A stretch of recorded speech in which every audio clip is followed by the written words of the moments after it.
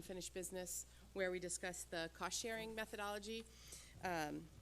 That way folks that want to share something can do it right just in advance of our discussion.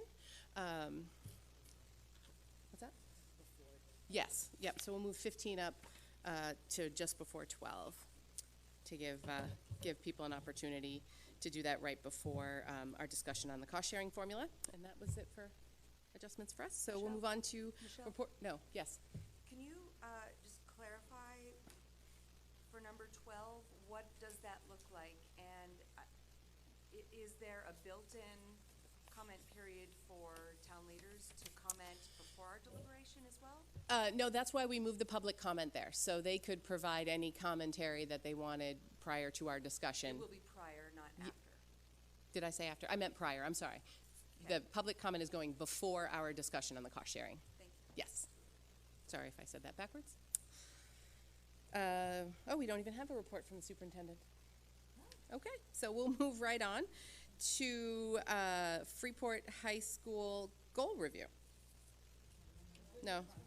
What am I, where am I? Why don't you just go, Liam? You can have my spot tonight. Okay, so I'm back with some more great news from Freeport High School regarding these past few weeks. So, regarding academics, the Latin Club participated in the annual Maine Junior Classical League convention last Friday at Greeley. We took home third in large school spirit and third place in Latin 2 Curriculum, as well as plenty of individual awards in the form of ribbons. Freeport had Enzo Chicotano and Ava Fox as state officers in the Maine Junior Classical League.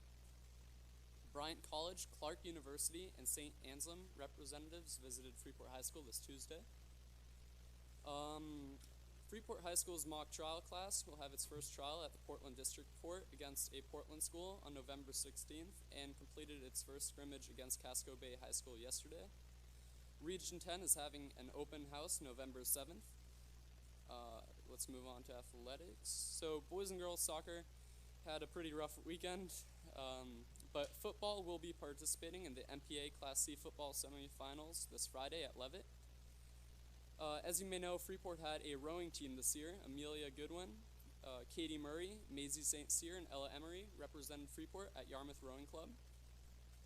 They traveled to Head of Fish Regatta, the second biggest in the nation, and placed fifth at the Head of Fish and also placed top 3 in every race. They hope for more people to join in the spring. Cross country, the MPA Class B Cross Country State Championship took place last Saturday at Twin Brooks, Cumberland. The girls placed 5th and the boys placed 8th. Fall Sports Awards will be held on November 12th, and a winter preseason night will be held on November 14th.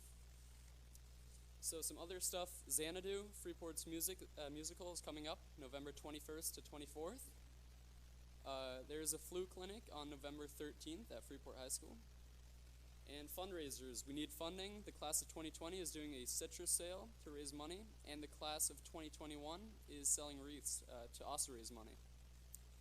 So for music, a couple of weeks ago, several FHS singers and instrumentalists auditioned for spots in the District 3 Honors Festivals ensembles, and 20 FHS musicians have been selected for participation.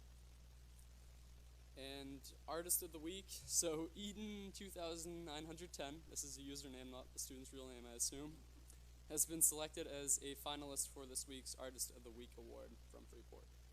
That would be it. Thank you. Okay, so now we're going to move on to good news from Freeport Middle School from Principal Ray Grogan.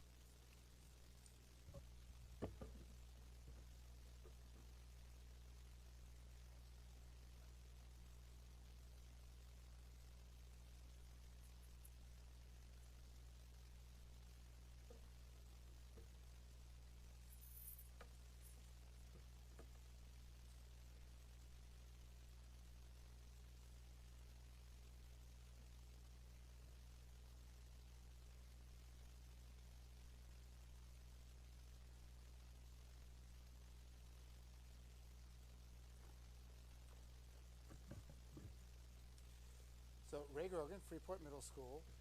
Last year when I came and presented the good news, I had a slideshow of about 50 different things that had happened in our school that kind of illustrated the hands-on learning that had taken place. so far in the school year. And this year I started putting that together and getting pictures of all the different things. And then partway through, I kind of changed the course and asked Mr. Prey to join so we could just take one of those events and kind of dive into it deeper. Last year you got an overview of a whole bunch of things, and this year I've asked Elaine Dupre, who did a seventh grade climate change project with her kids, to come in and kind of explain the process that they did and they walked through. So I do have Elaine here who will take you through. Thank you. I love it when someone sets up my technology for me. If you could do that in class, that'd be awesome. Do you have a key to the light? I think it might help with some of these pictures. It is in the budget for replacement. Okay. So again, I'm Elaine Dupre, and I teach 7th grade this year, but last year I taught 6th grade, so I looped with the kids, which was perfect for this kind of project. So this is 2018-2019, where we started talking about our changing climate, and we started with going to the Gulf of Maine Research Institute in Portland, and the kids looked at a lot of different graphs and data on climate change and what it was happening to different species in Maine. At this time, it was mainly looking at the lobster population and the introduction of the black sea bass. This year, I knew that ecology was going to be a big theme in 7th grade. And to me, if you're going to teach ecology, and there are lots of standards under that, the best way to do that is to try to get the kids outside. So I really wanted to figure out what was a real world problem that was happening in Freeport that could get the kids jazzed up about studying ecology. So I'm going to show this quick clip.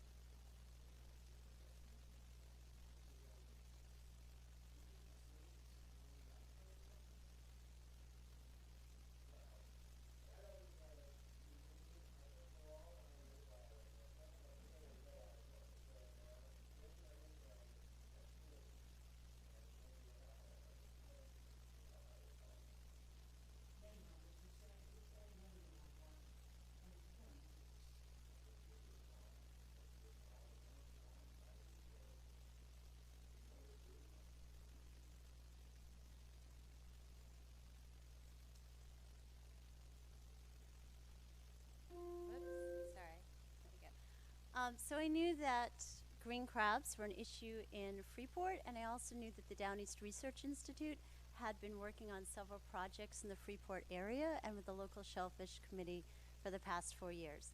So I just needed to reach out and find these people. So looking at science, looking at the engineering practices, it seemed like this screamed a hands-on project. So, key players, and I am just so excited with the contacts the kids have made. Dr. Brian Beal has been instrumental in helping us with our project, which I'll talk about in a second. He actually runs the Down East Research Institute on Beals Island, Down East, Maine. Sarah Randall is a local associate director for DEI, and she has come to our classroom and helped us identify all the really tiny 5 millimeter in length species of clams when we were sorting them. Chad Coffin, Clint Goodnow, and Joe Delano, I couldn't be more grateful to. These guys, if I need something, they're on the mudflats helping me. 5 a.m. Sunday morning, Chad's calling me up and saying, Elaine, Todd's right, let's get the boxes in right now. And I'm there, but so are they. And they're not getting paid. They're doing this because they really feel like it is a great project to get the kids invested in. Melissa Mcmahon, we just had as a guest speaker on Monday, and she's a local scientist. She's also in the Down East magazine this month, and she's really working with a study of what do we do with these green crabs, and to get the kids to think of them as in a different perspective. Yes, they're invasive. Yes, they're decimating our clam populations. However, they could be a new economic fishery in the state of Maine. And the kids were really excited to hear that at their age, they could be making money collecting green crabs and selling them to local restaurants. So we have a lot of key players that have been supporting us so far, and it's only November. Along with all the what I call professionals or people in the field, we went out to Winslow Park one day, and we had a teacher from Brunswick High School who's done a lot with green crabs, and his entire marine biology class. They came out to help the kids look at what was on the beach, and they had made posters, and they were helping with identification, and it was fabulous to see them working with the kids. Ethel Wilkerson, she's a local parent. She came to the beach to help the kids identify and sex the green crabs. Green crabs aren't always green, so that was a huge aha for the kids. Like, oh, I'm looking at all these crabs, and I thought they were something else. Jonathan Dawson, parent, helped out. My cohorts, Kathleen Brown, Kelly Fitz-Randolph, we all kind of bounced back and forth between 6th and 7th grade. So we knew if we wanted this to be a real-world project as a data collection project that we wanted to continue year after year, that we all had to jump on board with it. So I feel really excited to teach in a place where my cohorts are as excited as I am. And then Charles Tetro came out from the Marine Warden Service, and he talked to the kids. And that was pretty exciting because the scientist from the department, Down East Research Institute, said that he never shows up for some of their projects. So it was the first time they'd actually met him, and they said, wow, you must be doing something good to get him out here. So I was like, wow, this is great. These are great relationships that we're forging. So in order to go to Winslow Park and do some of the projects, and I'll kind of back up, the whole project was that we were going to place 30 recruitment boxes in the mud in June, which I did last June. Then we were going to leave them there all summer, and the kids would bring the boxes in October. We would rinse all the mud out of them. We would sort through all the species that we found. We'd bring them back, we'd measure them, we'd collect the data, we'd graph the data, we'd analyze the data, and then the kids would share their information with the Down East Research Institute, Andrew McCullough and his kids in Brunswick, who are doing a similar project in Brunswick, and also the local Shellfish Committee. But before we went out to the clam flats, we had to have some skills. So the kids are learning how to set up quadrats so that they can actually look at clams and seaweed when they're out there. They learned how to age seaweed. And when we actually went out there, probably one of the most fun things that they did was trudge through the mud. So many of the kids had never been on a mud flat before. And when the clammers were out there with them, because they said, hey, these kids, let's say whoever can make it to the recruitment boxes are the ones who are going to haul them in. And they were charging, and it was like charging and then stuck in quicksand. But they were so excited because they were doing the work. And they said, wow, I never realized that being a clammer is tough work. And I loved that. They were getting to see, and they could, I know the kids who were hauling the boxes out, all those little bumps along the mud, those are all periwinkles. So they were astonished to see the number of periwinkles that were in the mud. When we brought the recruitment boxes back to the shore, Dr. Beal is up on the left. The kids rinsed them out, and along with Chad's in the right-hand corner, Chad Coffin, Sarah Randall from DEI is also there, and they helped the kids learn to find the clams, the green crabs, and honestly, we're talking so tiny that you really had to train your eyes to know what you were looking for. And we bagged them all up and brought them back to school. Once we brought them, some of the kids actually measured seaweed while they were out there, because seaweed, rockweed, is a climate change indicator, and the Gulf of Maine Research Institute in Portland is really interested in tracking that data. So we brought them back to the classroom. We brought the specimens back. We froze them. We brought them back, and we measured, I think it was 180 green crabs.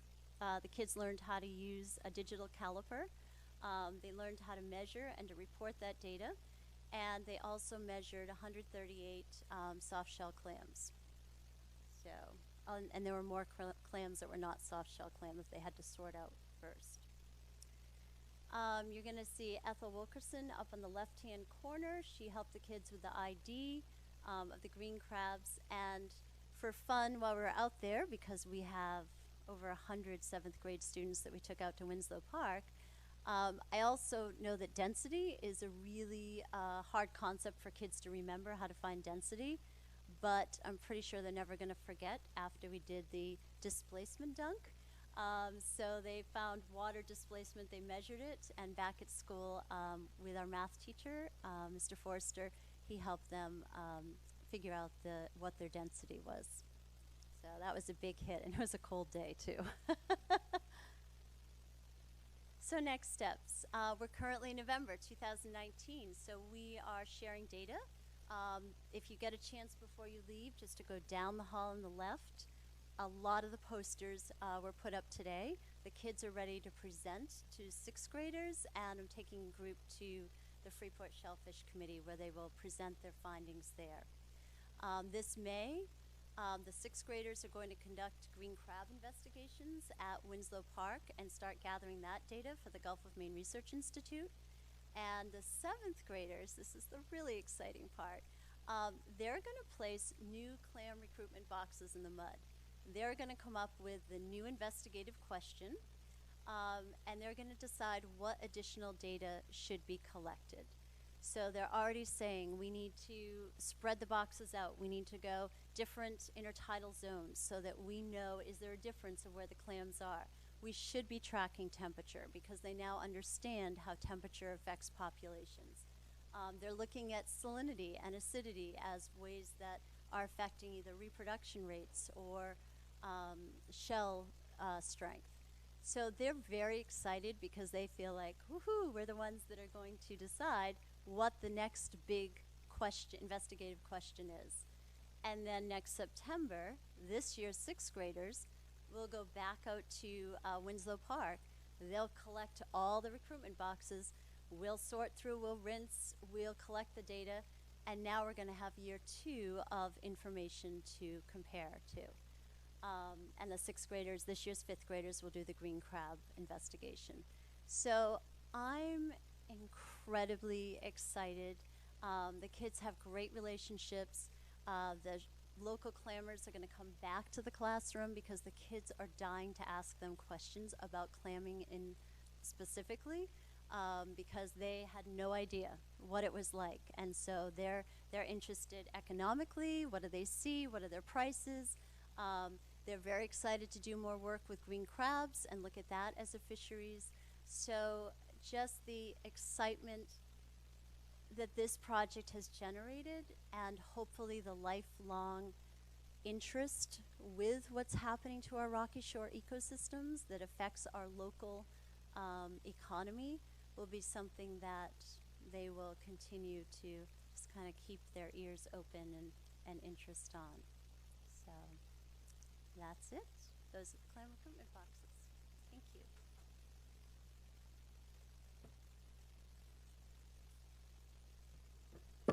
Does anyone have any questions for Elaine before? No, that was a fantastic presentation, and it looks like super fun. So thank you for all the work and the presentation. Okay, so we will move on to number 7, public comment. So just recall, this is the first public comment. We'll have a second one right before our discussion on cost sharing a little bit later. But if anyone wanted to share anything at this point, they're welcome to. Okay. So now we're on to the non-existent report from the superintendent, thank you, and the administrator reports, Freeport High School Goal Review. Jen Gulka. Do you want to say something, Jeff?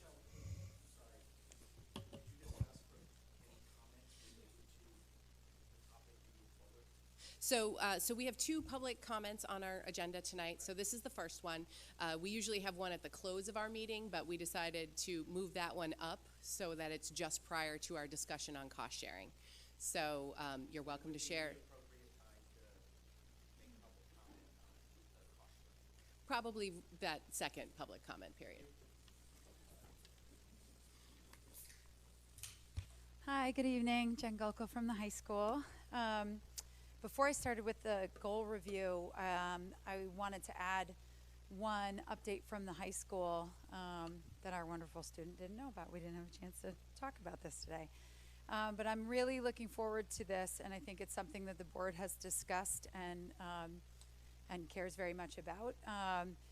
It's kind of a long-winded story of how I got invited to this, but I have been invited to participate in a mental health forum in Boston on November 19th.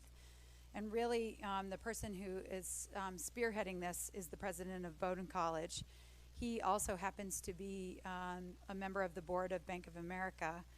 And the long and short is that he had this idea of pulling together high schools, universities, and big businesses to come together and talk about what are the impacts of what we're seeing of mental health challenges with young people and young adults today. So there are 7 schools participating. There's only 2 public high schools.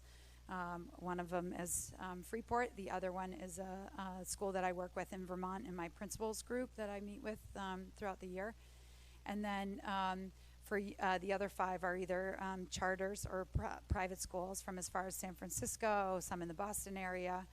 The colleges that are participating, some are Dartmouth, Colby, Bowdoin, Georgetown, Wellesley, Howard University. And then big businesses are Bank of America, CVS, Morgan Stanley. And so it's going to be about 50 people. They're trying to keep it fairly small, almost like a think tank. Not sure what's going to come out of it, but I think just the idea of we're seeing the impact at all 3 levels of challenges with mental health. And so what do we do to start to address it? So I'm really looking forward to that. I feel pretty privileged that I was asked to join, only because there was another principal who was asked who couldn't go, and she gave my name. But it's wonderful. She's a former Freeport teacher, the principal at South Portland High School. And so I'm really looking forward to it, and I will absolutely share with the board what the outcome is or what the next steps are. So first, before I begin my goals for the current school year, just do a quick overview of the goals from last year. There were really 2 main components to the goals last year. The first one was really continuing with our proficiency-based instructional work in classrooms as well as grading practices. And so our current school year is the year that our 9th, 10th, and 11th grade students are falling under the proficiency-based and standards-based practices. So it's only our senior class that is still kind of living in the more traditional grading world. A lot of the practices in those senior classes have shifted, but their grades are still in the format that we used to use. Namely, the habits of work is still combined with academic scores. And so really last year, the bulk of the work that the teachers were doing was continuing to reflect and revamp and revise the 9th and 10th grade practices while piloting the practices in the 11th grade courses to be ready for this year. So for example, some 11th grade teachers last year were using the habits of work rubric, reflecting on it with students. One of our 11th grade teachers actually presented at a national conference this fall on the method that she's using to have kids reflect every day on their habits of work skills and then make action steps based on that. And it wasn't required for her to even score habits of work last year. But so we had quite a few teachers who were diving into this last year, and that was a school-wide goal to support their work to be ready for this school year. Another piece of work that we took to the district committee for the proficiency committee was looking at the transcript because we wanted to be ready for our juniors this year, because that's when some families start to engage with a college counselor. Some scholarships applications begin their junior year, so we wanted to make sure that the transcript was ready and that habits of work was reflected on there. So it actually ended up being a pretty minor change from what the transcript looks like, except now it will have their semester grades, their final grade, their habits of work overall final grade, and then the credit. So the only thing that we've added to it was that habits of work score. So that was work that we did throughout the year, both at the district and the school level, and that transcript is ready to go this year. And then our leadership team continued last year to reflect on our practices that we have implemented in the grades 9 and 10, and as I said, piloted in 11th last year. One big focus was about reassessment, getting to the heart of what is the purpose of reassessment, what are practices that are meaningful for students and that are manageable for teachers. That's something that keeps on recurring, and really getting back to the essence of how do we help students get to where we feel that they need to be, or to be proficient and beyond. And so the leadership team spent quite a bit of time over the course of the year soliciting teacher feedback, looking at the feedback, making action steps based on that. And then we do 3 days of a retreat in the summer where we're looking at our practices, making concrete decisions, and then communicating those out with all of our stakeholders, namely students, staff, and parents. And so we looked at the habits of work rubric and did not make any major changes to that. We did make some changes to our reassessment policy and to our grading practices, moving to a semester-based system instead of a quarterly-based system, with feedback from teachers that having standards be open only for having them be open for a full year, as we did our first year, was too long. Having standards be open for a quarter was too short, and feeling like a semester was enough time to gather a good amount of evidence about a student's level of proficiency towards a particular standard. And so that was implemented in the fall this year, communicated to students and to parents, and of course to staff. And so one thing also in thinking about the goals for this year and just the overall work for this year is that the satisfaction survey has been a piece of data that I have been looking at very closely along with Charlie, the assistant principal, and thinking about how we take action on that. We've talked about it a lot with our staff. And one there were certainly some positive things we were very happy to see in there. One piece of data that really struck us was that it was a low percentage of our staff that was feeling that professional development was really as effective as it could be. And so one of the things that we put into place for this year is that our leadership team is helping to plan and facilitate our faculty meetings this year. Traditionally, that has been planned by Charlie and me, and we would pull people in for particular pieces of it. Now, that is the focus. We meet every other week with the leadership team, and they're reflecting on the meeting and then planning the next one. So They did that today.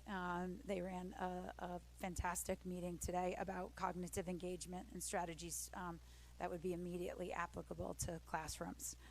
So that's kind of that first piece when we're thinking about how that goal was worked on last year and where we had successes, and it definitely trickles into this year's goal. The second major goal was thinking about our NWEA scores, which is always something that we're looking at. One thing that we were really proud of last year was coming up with new systems to ensure as many students would take the NWEA in both 9th and 10th grade as possible. We've had a very high number of opt-outs, which you can imagine significantly impacts our data. And so this year we had every student in the 9th and 10th grade except 3 take the NWEA. So we're feeling really confident about this data. Some of it was very positive. Some of it shows some room for growth. But I think the piece that we felt good about was that this is very representative of our entire 9th and 10th grade, where in the past that data has certainly been impacted by the number of students who are opting out of the test. So math has been a focus for us, and you can see that from the fall of 2016 to the spring of 2018, we have made a significant growth for the 9th grade. You can see the 10th grade scores, we made a lot of growth from in the 17-18 school year, and then unfortunately last year dipped down a little bit, back down to 46%. That is students, the percentage of students who are meeting or exceeding their growth target. So no matter where they are, we're expecting every student to make growth in the 9th and 10th grade. And so we did not meet the two, although we've shown growth in the 9th grade math scores in NWA, we unfortunately did not meet our goal. So we continue to work on practices for that. I think Dr. Foley and I were talking today about just the implications of the Big Ideas math curriculum, which I think has been incredibly positive for our school. The work of the district math committee from grades 6 through 12.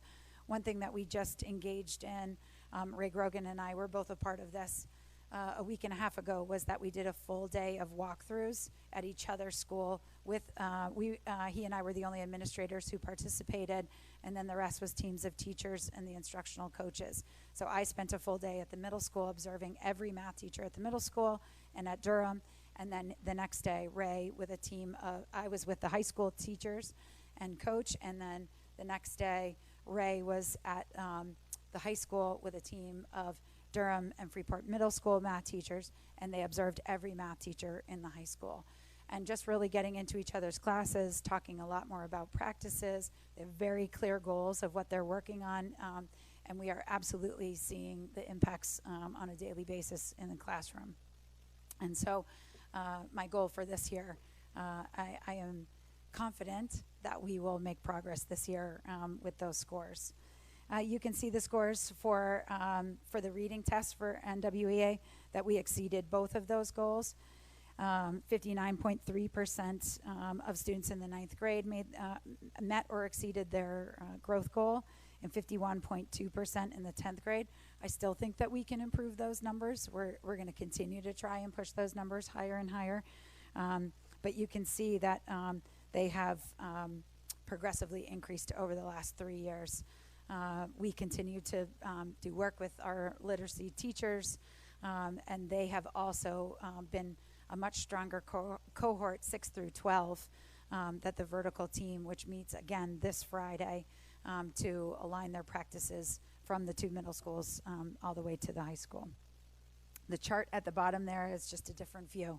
Try to support different types of visual learners. So if that chart helps you, then you can see where our scores have grown in the past 3 years with NWEA. The second page, the next page, this wasn't part of my goal, but I did want to just highlight some of the places where we are seeing improvement in our data. We're obviously very, very happy to see our science MEA scores continue to increase, that from 2015 at 46.7% to 2018 18-19 school year at 70.4%. We're feeling really confident about those scores. We also have our new 9th grade science curriculum and textbooks, which again was supported by the board, which we appreciate. And those classes have been fantastic this year. We have 4 different science teachers teaching 9th grade science this year, and they are able to collaborate on the work that they're doing for that class. We had a slight dip down in SATs for math, and a very slight dip in SAT for English. We are still above the state average in all of those, in both of those categories, but that is definitely areas that we're looking at, pulling apart that data more closely and looking at specific questions, strengths that our students have, and patterns that we're seeing across the grade levels. So moving on to the goals for this year, you'll see that the goals look very similar because we are very excited that this is our last year. Well, not really last year, our 4th year of, because we will always be reflecting and revising. But next school year will be the first year that the entire school is under the same grading system. So students 9 through 12 will all have a common habits of work rubric that they're scored on. Their transcripts will reflect the habits of work. Their View and Power School will all be the same, where they're getting feedback on individual standards, plus getting an overall score for that particular course. And that students will be utilizing the reassessment policy that happens within that school-wide and within each department in grades 9 through 12. So this is the year where all of our 12th grade courses are preparing for that, making sure that courses are aligned to standards, making sure that they're all piloting the habits of work rubric. Also, with the size of our school, there's very few teachers who only teach 12th grade. Very, very few, if any. We can count them on one hand.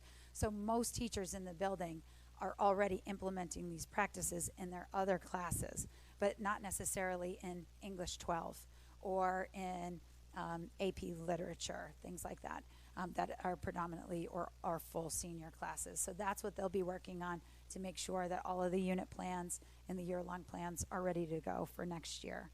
And so these goals will be similar to last year, where we'll be continuing to look at the grading system, reflecting on that and making any revisions that are necessary. A big piece of reflection will be on how the semester system is working for students and seeing the impact on their scores for standards.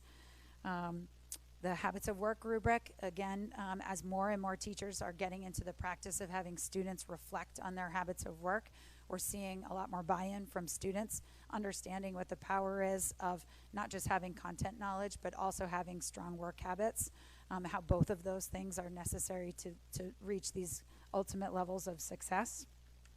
And that our teachers continue to meet every other day with a content area partner in PLC, and so using that time for PLC time, as well as our additional after-school hours to make sure that people have collaborative time to work on everything from scoring criteria to unit plans to daily lesson plans. And then the second goal is again tied to NWEA. We will, excuse me, we will use the same system that we used. It's time intensive to make sure that every single student takes the NWEA, but we're committed to doing that again so that especially so we can have comparative data from year to year. And so what we would like to see is that the total number of students for their math test will increase from 51% to 57% for our 9th graders, meeting or exceeding their growth target, and then from 46% to 51% for our 10th graders. In terms of the reading data, we would like to see our 9th graders move from 59% to 64%, meeting or exceeding their individual goal for growth, and 51% to 56% for our 10th grade students.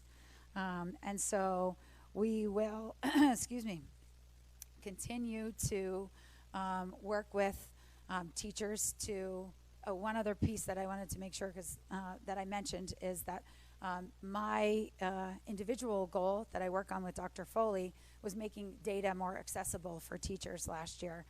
Our data specialist for the district, Paula Roberts, should have like a throne somewhere up high. She's unbelievable.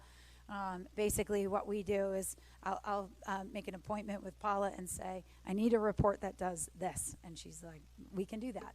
And so she has made these incredible NWEA reports in PowerSchool that are very easily accessed by the teachers. They're sortable. We looked at them yesterday with all of the department chairs, that they can very quickly see the trends and patterns of kids across their classes. Every teacher can do this for their classes for last year and this year.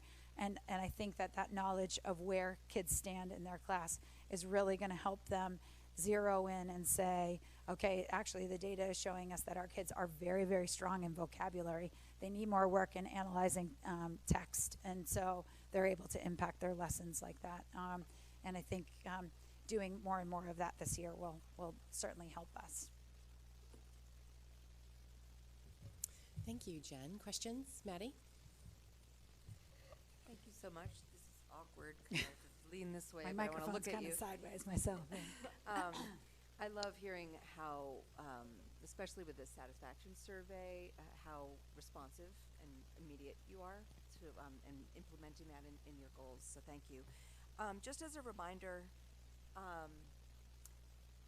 did we work on the profile last year? Did you work on the profile? What goes to colleges to explain our grading system? Yes, that has to be updated every year. So that's on the website.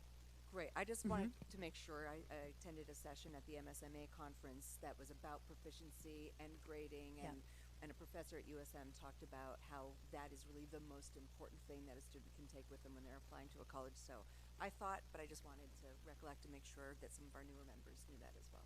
Yeah, that's a great point. So it is. I mean, over and over again, we get feedback from colleges and universities that the school profile is one of the most important documents, because every single school in this country has some kind of nuance to a public high school of how they grade and give credits. And if anyone can go on the RSU5 website, and it goes to our guidance page, and our school profile is there. But keep in mind that the school profile this year is still referencing our more traditional grading, because it is predominantly for our current seniors. So it has a lot of our information, but our current seniors won't have habits of work on their transcript and things like that. So the school profile will look different next year.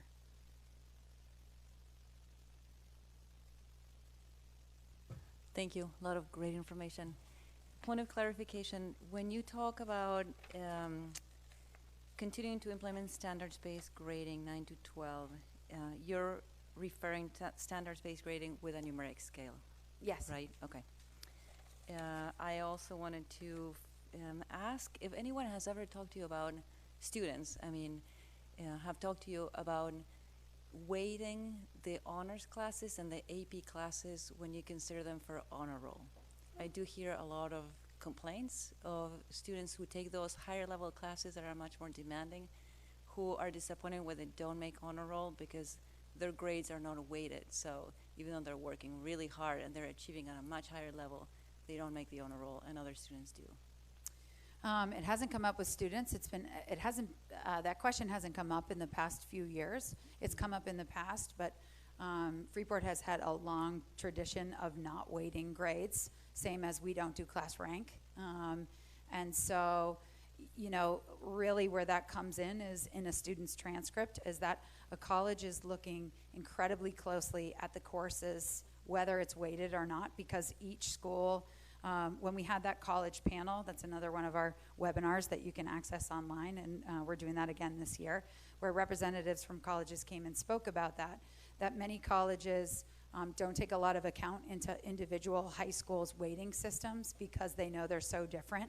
What they're looking at is, did a student choose the most rigorous course load possible? So it's more important that the name of the course is on the transcript and is reflected that the student took that, because they look at the courses that we offer, they look at the courses that the student took, and then look at the GPA. So if a student took the easiest classes that we possibly offer, and then has a very high GPA, the colleges absolutely consider that. So over and over again, they have given us that feedback that it's more important that the student take the course than it is what the weighting system is. So we feel pretty strongly that we have not explored weighting grades at the high school. Okay, and I didn't mention it in the with the perspective of college applications. I just meant it in the realm of student satisfaction and feeling that the system is fair. So that's something that I hear that you may want to explore. The new strategic plan that we adopted has a lot of reference to giving students more voice. So in addition to other topics that you're probably exploring with students, I would recommend that you at least broach the topic and see what students think, because it's one of the things that happens to come up more frequent than other things. So that's one thing. And the other question I had was, what is this high school doing for social emotional supports? I was really encouraged to hear that you'll be participating in this forum and that there'll be some good deep delving into these issues. We had students on the committee that actually worked on the strategic plan, and there seemed to be a need to address social emotional needs, and I haven't heard anything, and I'm sure you're working on it, but if you could give us an update on that, that would be great. Sure. So we have, we have a dedicated school counselor, full-time school counselor. We also have a counselor that we contract through Health Affiliates. She is, her main focus is substance abuse counseling, but she also is a licensed social worker to address lots of different topics. And so, we, through grant funding, have our Zen room where we are offering, we've had a focus on wellness for the last 2 years. So we offer a variety of different sessions, such as we have yoga every Friday morning. We have meditation sessions. We've brought in guest speakers. So there's things that students who are, clearly we have supports in place for students who are in crisis or who are monitoring crises. We work with families, especially to get those students connected to counseling, not just inside of school, but outside of school when a student's needs are that high. And then what we were trying to do is promote wellness throughout the entire school with some of the examples that I said in the Zen room. Every Wednesday, we don't have callback. Our callback time during our advisory time is what's dedicated to academic support. Wednesdays, there are no callbacks, and so if there isn't a specific grade level event, when we're hosting something like, we have a guest speaker coming for 9th and 10th graders next week to speak about the dangers of driving with speed and substances. If students are staying in advisory, then there's lessons that we have 2 advisory coordinators put together. And the focus this year is about kindness and respect, connectedness, and wellness. All of those three things which we think tie closely to social emotional support. So it differs from advisory to advisory. We really struggle with our seniors to get buy-in. They don't want to stay for the advisory lesson. But the younger grades are just realizing more and more that this is a part of what we do during advisory. So we'll continue to look at social emotional support, but I think really what we're trying to do is talk about healthy habits throughout the entire school, and then target those individual students who need support. Thanks. Any other questions for Jen? Yeah, Jen. I just wanted to comment, you kind of mentioned it and breezed by it, but the fact that you had such high numbers for students taking the standardized tests, I mean, I remember getting a call a couple of years ago about, hey, can you just sign this thing so I don't have to do this test? So I'm not sure what you did, but I think that it's really important to put out there how important that is, and that it's not just a day that, we throw a test at them, and what we do with the information, and it's a much bigger thing than just that one day of taking a test. So I don't know if you guys did anything special, but however you got those numbers up is great, because I know that was a huge issue a couple years ago. Yeah, I mean, it read 30 last year and 2 or 3 this year. I mean, that's huge improvement. Donuts involved, Candy? maybe? Or No. coffee? We support the wellness. Oh, okay. Yeah. Lindsay no shuddered candy when at I our said school. donuts. No, we did. It took, it took a lot of work. We changed when they're taking it, where they're taking it, with whom they're taking it. We've always tried to contact parents and say, this is why we think it's important. Sometimes that works, sometimes it doesn't. But it was some logistical things. And then I do think we could do a better job of showing parents that we get some really specific information about this. The NWEA test is tailored to an individual student. And so we can even, the way Paula has set up our report, we can hover over the student's score and see how long they took to take the test.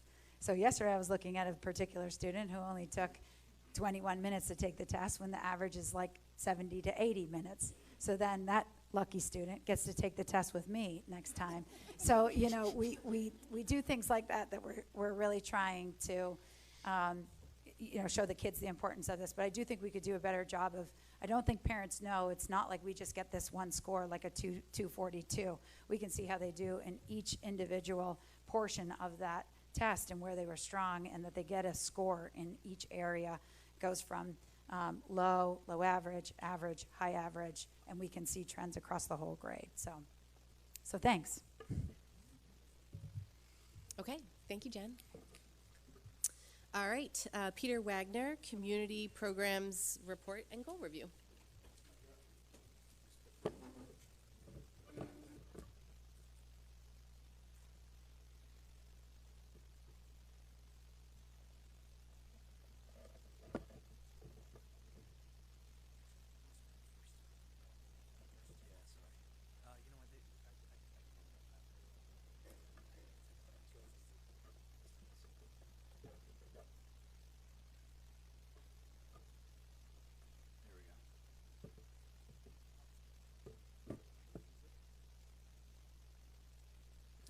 Abundance of technology.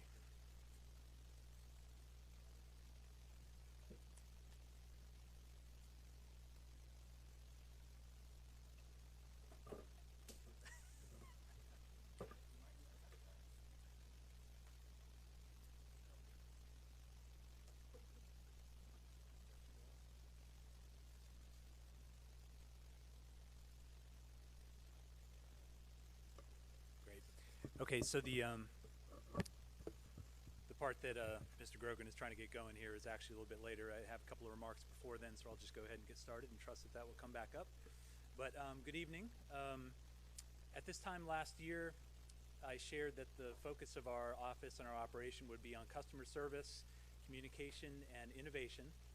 And I believe that we really improved our operation in each of those ways over the last year.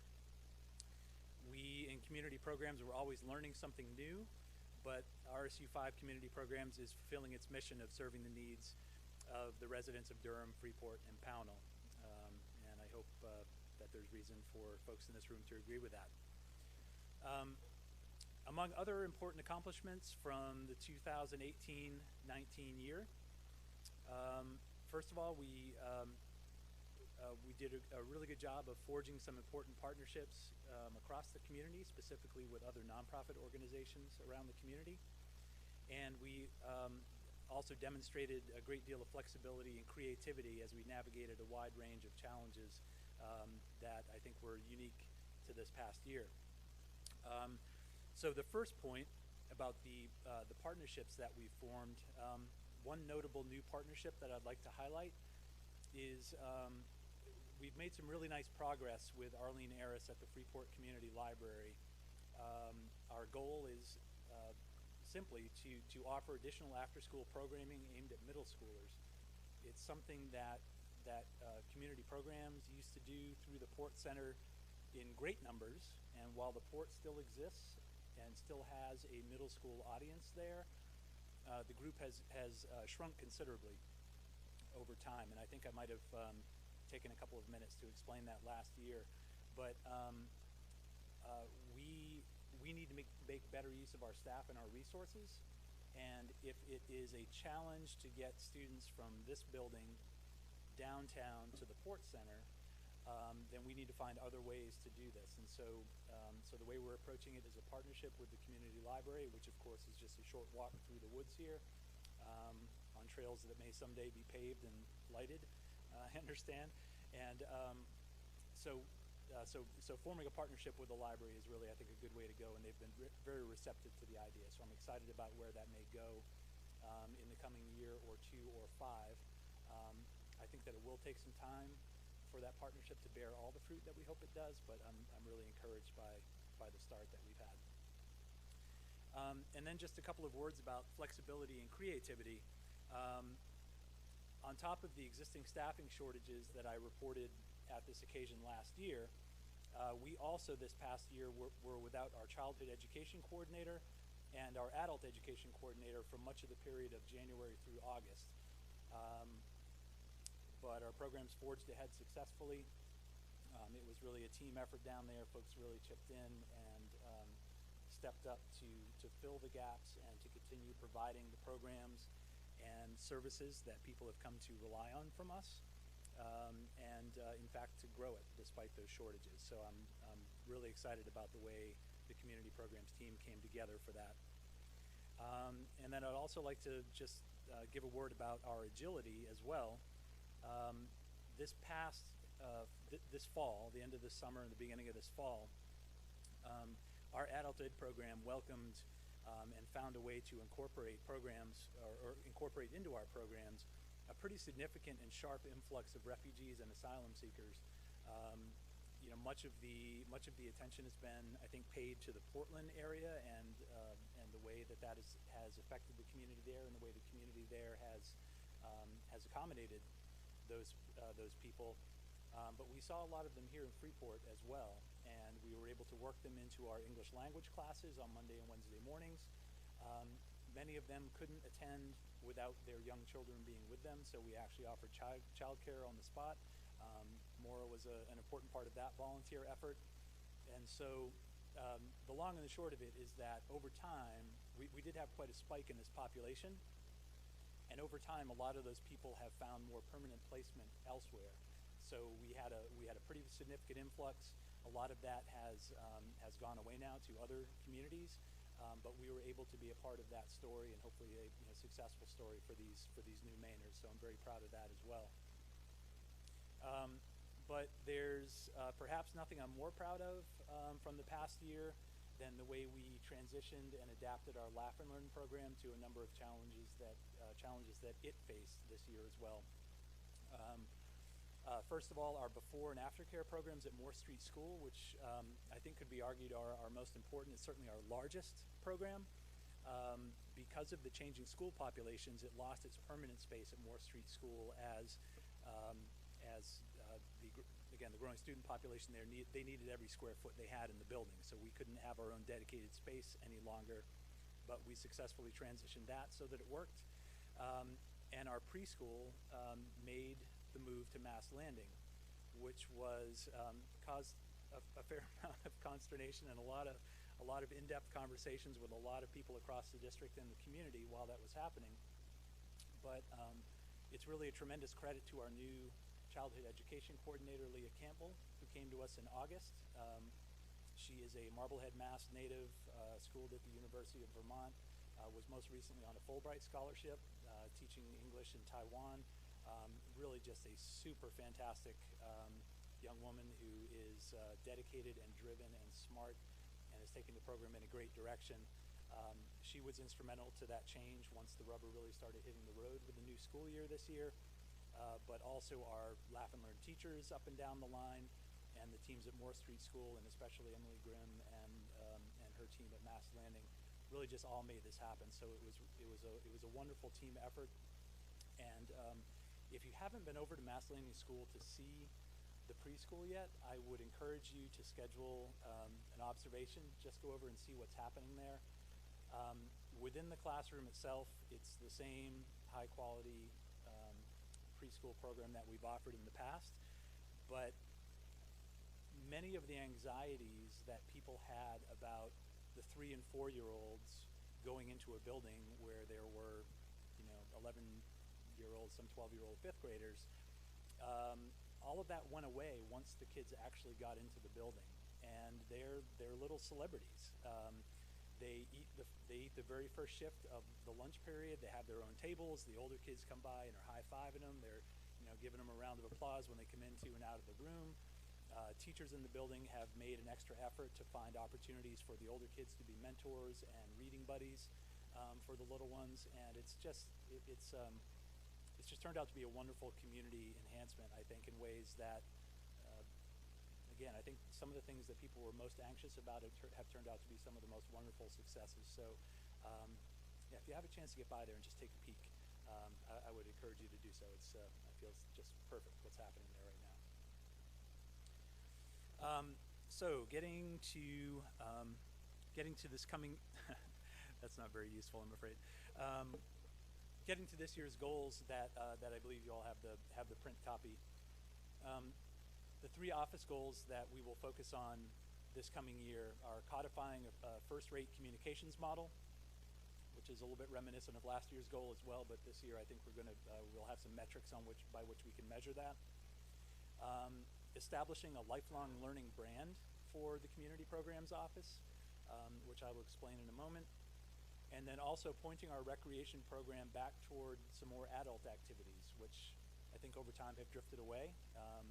We may find that is too steep a hill to climb, but we're going to give it a shot.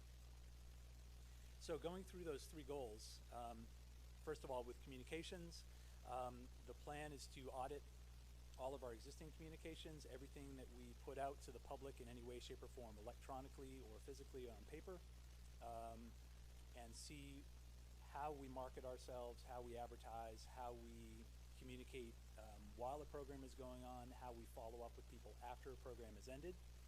So I want to get an audit of every single thing that we do before, during, and after a program.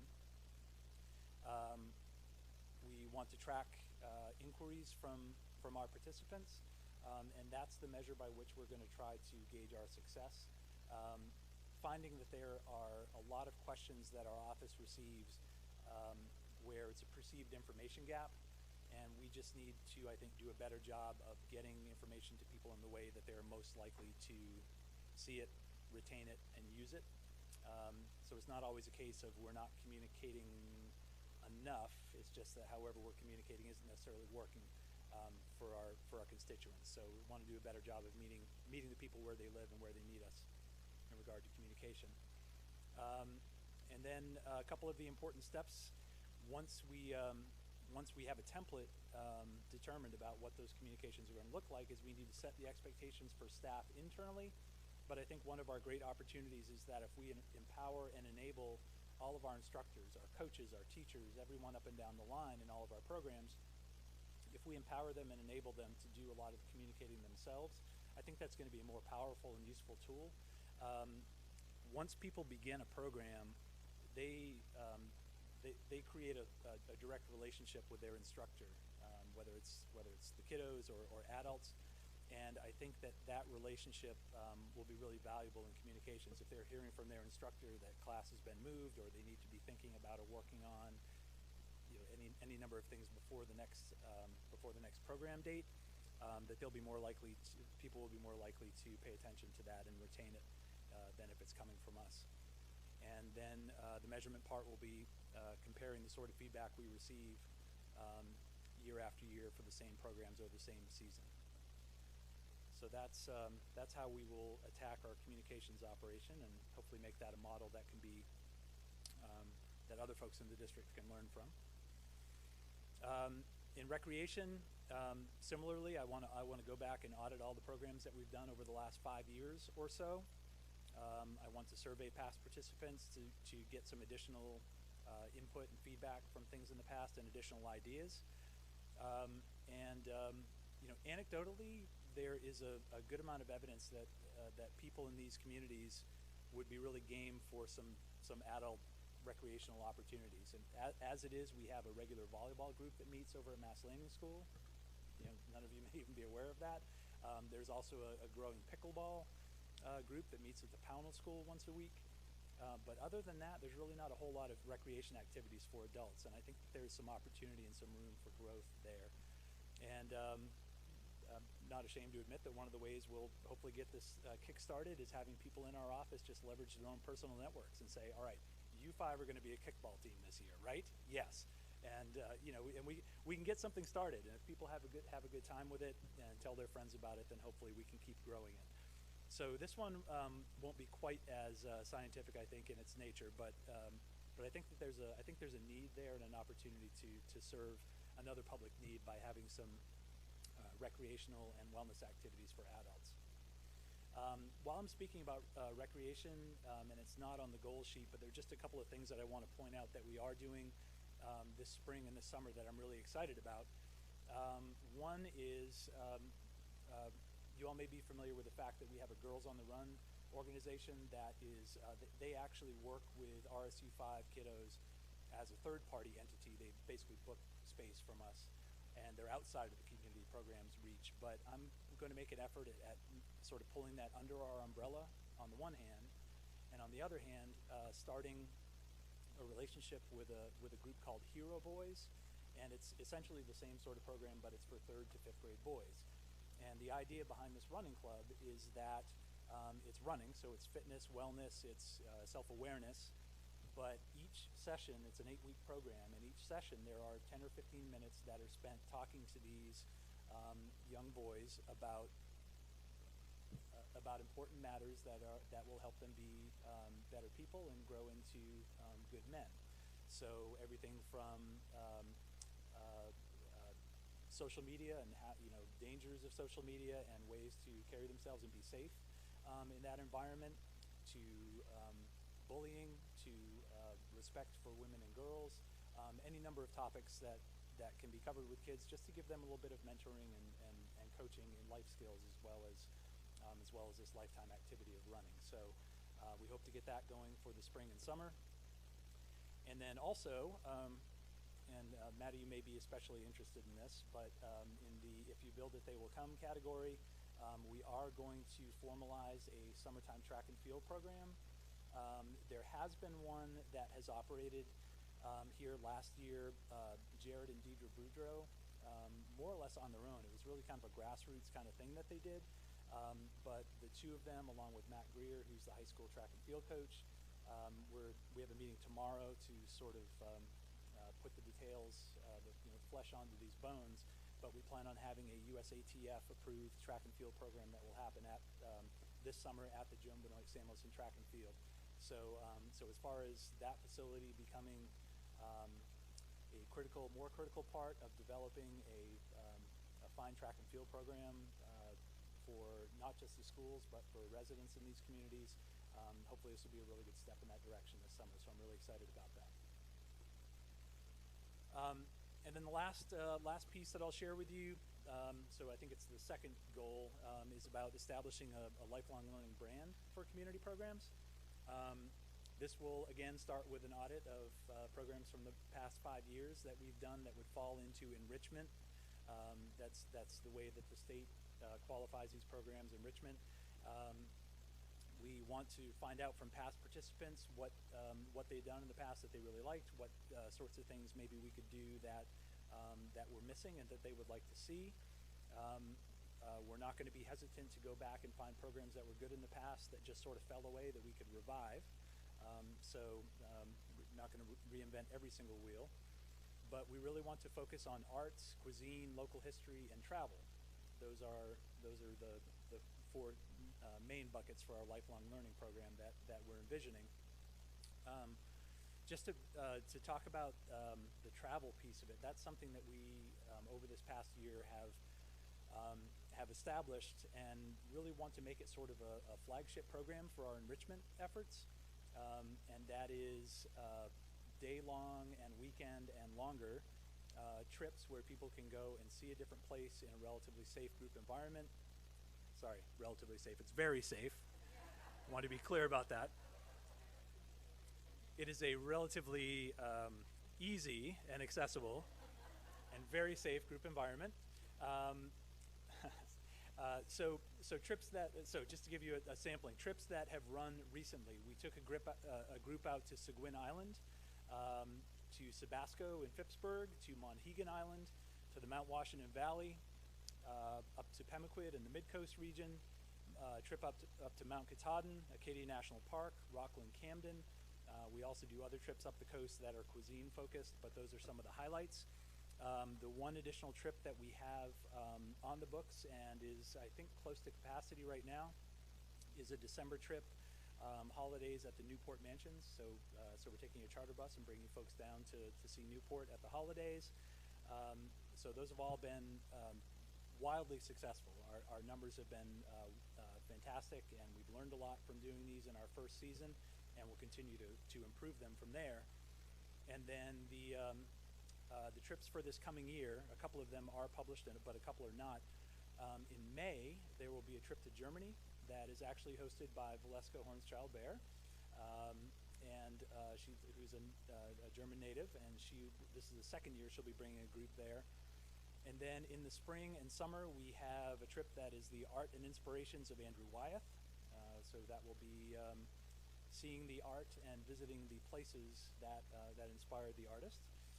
The Dragon Boat Festival in Boston, again, was a huge hit last year. We'll do that again this year. A Maine and coastal history focus trip to Bucksport, Searsport, and Belfast. A visit to Booth Bay that includes a boat ride out to Cabbage Island with a big lobster bake out there. An overnight trip to Quebec City. A lighthouse tour in partnership with the Maine Maritime Museum over in Bath. A week-long trip to Cape Breton Island, which is in August of 2020, and that trip focuses a lot on Gaelic culture. And hot off the presses, not yet published, but I have the final document in my inbox right now.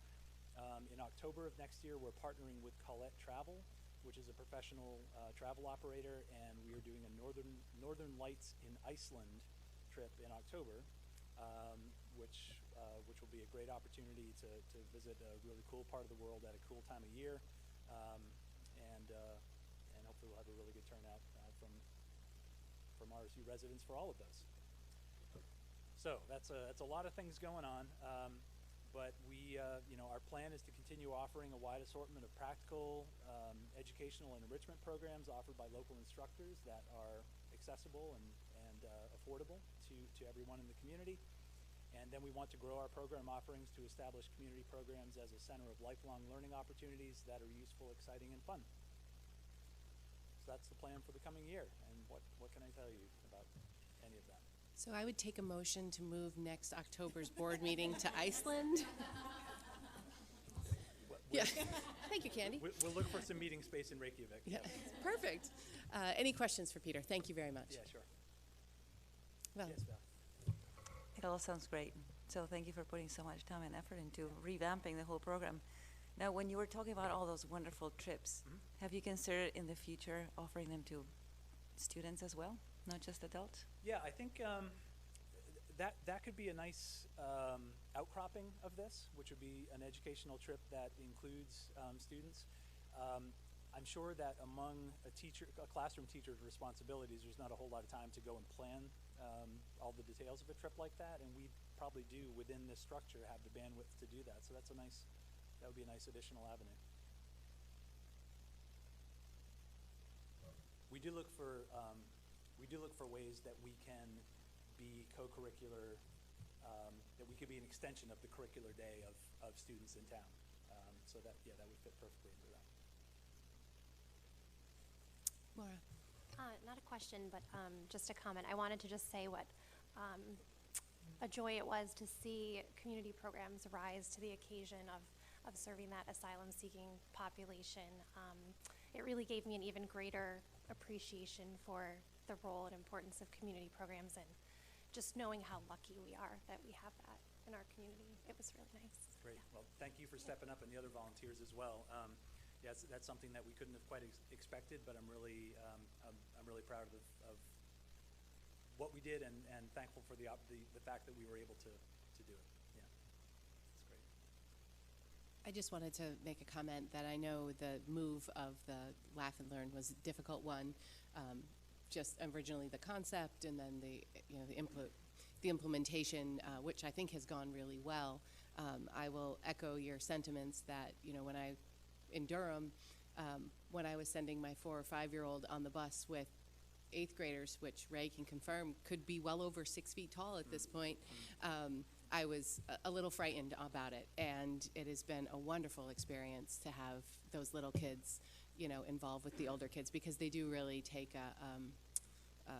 a mentorship role towards the little guys, which is fantastic in Durham, and I'm glad it's worked out that well at Mass Landing. It's been really neat to see. All right, any other questions for Peter? All right, thank you. Great, thanks everybody.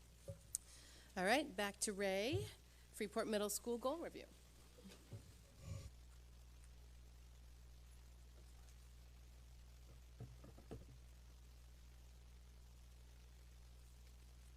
And I know you can't quite see it there, but I think everyone has it in front of them. Last year we had goals for all 4 departments. If you look at the English Language Arts goal, the goal was to deepen the comprehension level for students, and really what we were going to use as a measurement for that was the NWEA test, of which we exceeded our goal. We had, the best we've ever had, and we had 66% of the students make their ELA goal on the NWEA test this past year in language arts. This is the second year of having a strategist working with our teachers, 6-8, both in Durham and Freeport, and it's really been very helpful to have her there supporting the teachers and working for that. For math, we have a math coach, and these were the district math goals that were there that were 6-8 across the board, and we set a goal of having 60% of our students reach their NWEA goals, and we did exceed that goal with 64%. And once again, the strategist was huge in helping, do the strategies and action steps that go in there with that. They really, started the conversations this past year, last year when we were doing this, around just making sure that we were implementing the program correctly, the Big Ideas program, looking at making sure we're having learning targets, making sure we have scoring criteria.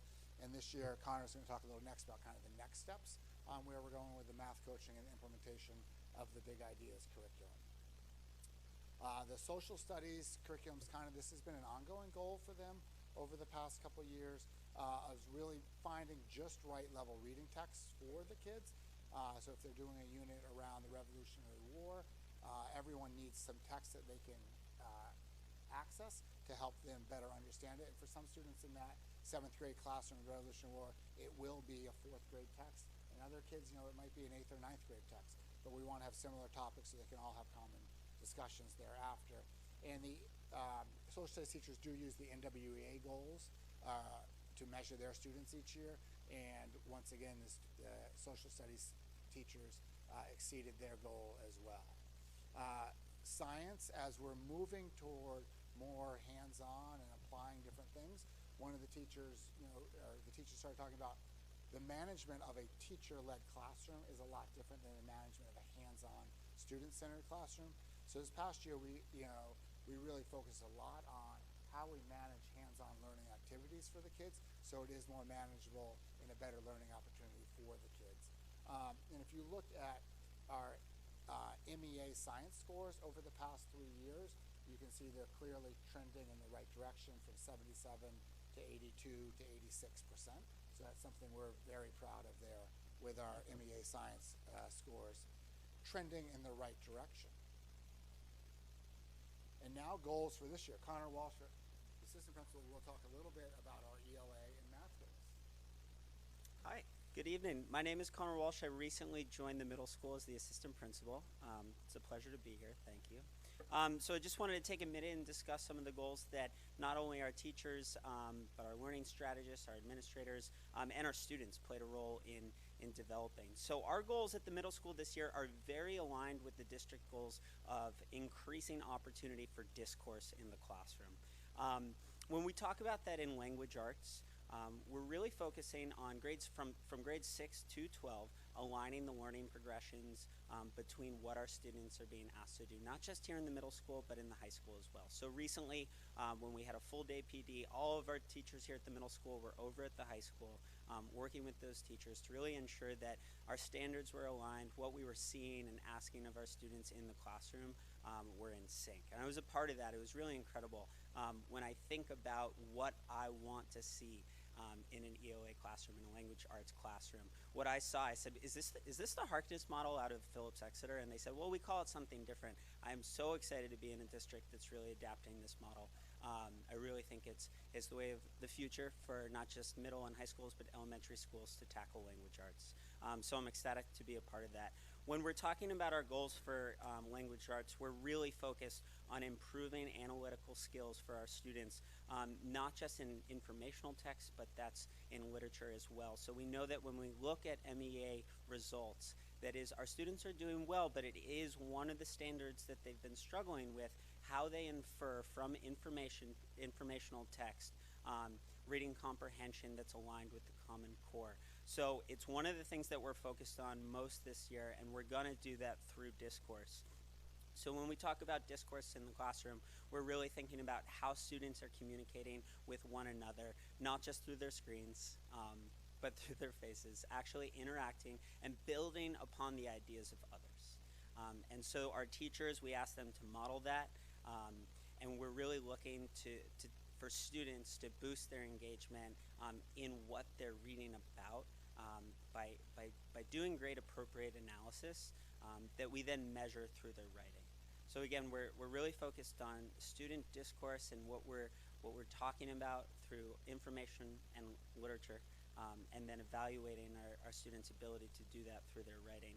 So when we think about how we're going to measure that, we're really looking at MEA and the text analysis standard. So currently we were at a score of 6.2, which is 0.6 above the state average, and we're looking to make nearly 100% growth to 1.2.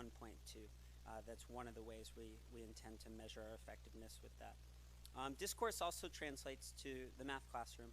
And so when we think about the practices that we're utilizing in our math classrooms, we're ensuring that all of our math teachers have access to a full coaching cycle through our strategist that Mr. Grogan just referenced.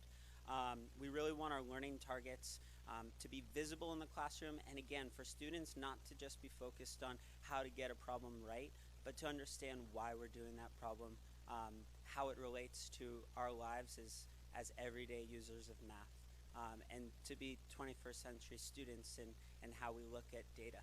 It's really going to be the future of math in this country. So making sure that our exploration of math is through an expeditionary lens, and again, like Mr. Grogan mentioned, kind of managing the expectations for that as we work with teachers in terms of doing that. Once again, we had a goal of last year 64% of our students meeting their NWEA goal, and our goal this year is 67%. And with the 8th grade specifically, we're looking to make a 5% gain with our 8th grade students. So outside of language arts and math, we look to the social studies classrooms where we're really working on aligning new state standards in our classrooms. We heard a ton about what our students are asked to be doing in science right now. It's incredibly hands-on. I just moved to Maine. I knew I was in Maine when I was chasing those green crabs around on that beach about a month ago. It was one of the most wonderful hands-on learning activities I'd ever seen. And once again, I think the expeditionary focus is one of the things that brought me here to RSU 5. So if you have any questions about the goals, I'm going to let Mr. Grogan answer those. If you have any questions for me, I'd be happy to answer them as well.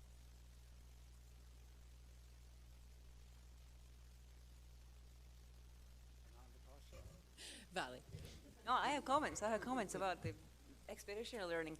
I think it's great. We have a whole rack of comments from parents and community members saying in the strategic plan that that's what they want the district to provide the students. So you're doing just what they're asking for. And it's wonderful to see that it's come along that far. So keep it up. It's great work. Any other questions, comments? Great. Thank you, gentlemen. I You have more? Okay. Yes, I have more. No one else has anything. So I also wanted to say that the results of the testing show that it's a methodology that works, so I'm really impressed with all the gains there. And I wanted to ask, and maybe you and Jen have talked about this, but why is it that we have such great growth at the middle school, and then the 9th graders get to the high school, and even the 10th graders, and we see such big drops? Is it the acclimation to the high school, or what's happening? I guess the question would be on what measure? I think the NWEAs is NWAs, yeah, you're seeing that you're meeting and exceeding the growth consistently, and then they get to the 9th grade, and even when they were being tested in the fall. I mean, they're already just I mean, I know dropping. like one thing that we have really had to deal with is Mass Landing's growth has really grown, which as they're grown, that makes it even harder for us with that because they're coming in at a much higher level from Mass Landing and Pownell than they have been in the past. So, you know, that continued growth coming all the way through. And I think, you know, this is just anecdotally with my own kids. I think taking the NWA test, you know, all the way through, there was a little burnout as you go too. But I think there's other, Jen could go in deeper on that.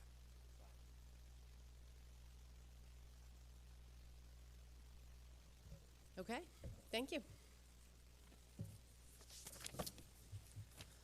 All right. So board comments and committee reports, we don't have any on the agenda this time, but I will ask for the MSMA folks that went to sessions for that. We just have this on one of the two agendas each month, so this is on for the next one. So hopefully your memories are good and you took notes, and we can share them at the next one. And policy, we did not have any policy review for this evening. So we are going to move into our discussion on cost sharing and moving up the public comment. I just wanted to sort of open it up with a thank you to all of the town leaderships that have spent a lot of time and effort on this. The board members who have spent a lot of time trying to get deep and involved in all of this information, the community members. It's a lot. So we appreciate the feedback. We appreciate everybody's efforts to come to resolution together on this. Our meeting last time really prompted us to go back to our beginning notes from when we started this almost 2 years ago, and really go back through that data and information that we used. And hopefully folks picked up a packet for information that was over on the sideboard that has some additional information. Obviously, the board members have them up here. So we're gonna work with that. We're gonna have a public comment period for folks that have information they want to share. But I did get a request and a comment from a couple of board members about the role of a school board, what our duties and obligations are as a school board. So I just wanted to provide a quick reminder to folks, and I thought it was helpful to pull actually from the Maine Supreme Court, who has weighed in on this topic about school boards and our fiduciary duties. This is what they've said. So the Maine Supreme Court has concluded that school boards may exercise only those powers conferred on them by the state's education laws. Towns and town voters did not create school boards, and other than voting for school board members, budgets, and referenda, towns and town voters have no authority over school boards. This is why it's important to understand the principle set forth by the Maine Supreme Court, that the school community acts as a public board. It in no sense represents the towns.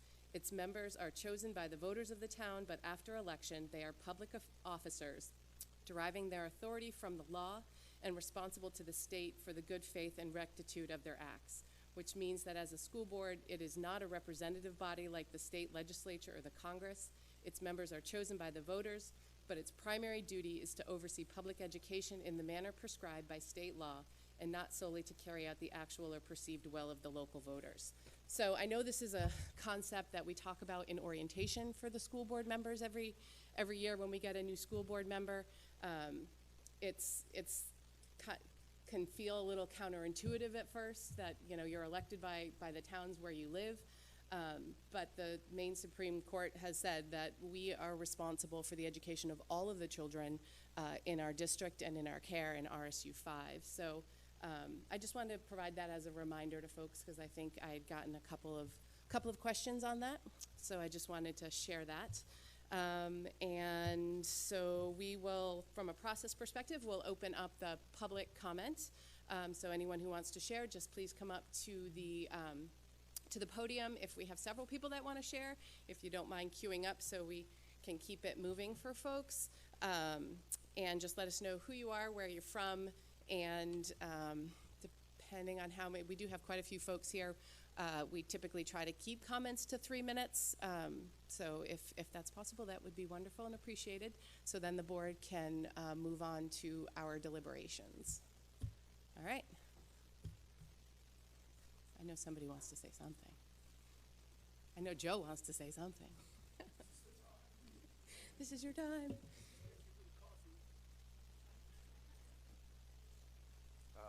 Okay, 3 minutes or less. Joe Miliaccio, live in Freeport. I'm graduating my last child from Freeport High School this year. She's a senior. She works on A, B, C's, and D's. So she's not in the new system yet. So a couple of things. I just wanted to, I was trying to catch up on this. I was a town councilor for 2 terms in Freeport. One when pre-consolidation, and then 3 years post-consolidation. So this happened right on my watch, and I would say, to put this entire thing in context, it was this crazy Machiavellian drama, right? There was scheming, there was plotting, there were ulterior motives, there were representations of truth that turned out not to be factual. There were penalties that were going to be imposed and incentives that were going to be given, and they never materialized no matter what, and they were waived later. So, you know, we're all a big family now, and all I would say is the cost-sharing formula. By your questions, it sounds like you're bringing it up, because by the slide deck it says it is difficult to explain, and I talked to a couple of you on this. It's not difficult to explain, and I think the Durham Selectman Chair said, you know, something that's easily interpretable by the average RSU voter. Well, it's pretty straightforward. It's like 3 things that add together.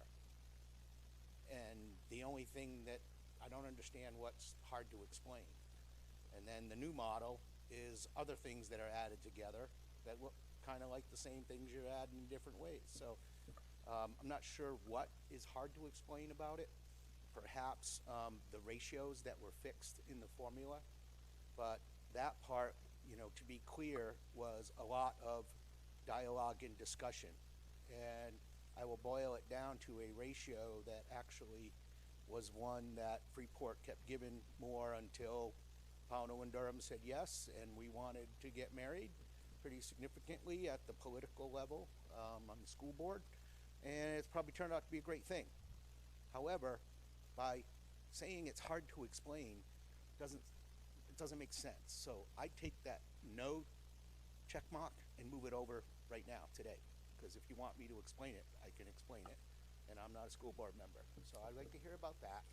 And then the other part is this basing it on valuation. I like what the Durham, the Pownell chair said from the town. He advised you that they should go to a valuation and a per pupil model, 60-40. That sounds good. Let's look at that, because it factors in how much you use and how much our property's worth. So by also saying in your new formula that it models more what the state is doing and how they apportion monies, that is a broken system. Try to have someone explain that to you. Maybe the time and effort should be put on talking to our local legislators to explain that Freeport, for instance, gets the minimum amount of support from the state, right? 10%, something like that, we're called a minimum receiver community. Durham used to get 50% from the state, 40, maybe Pownell was somewhere in between.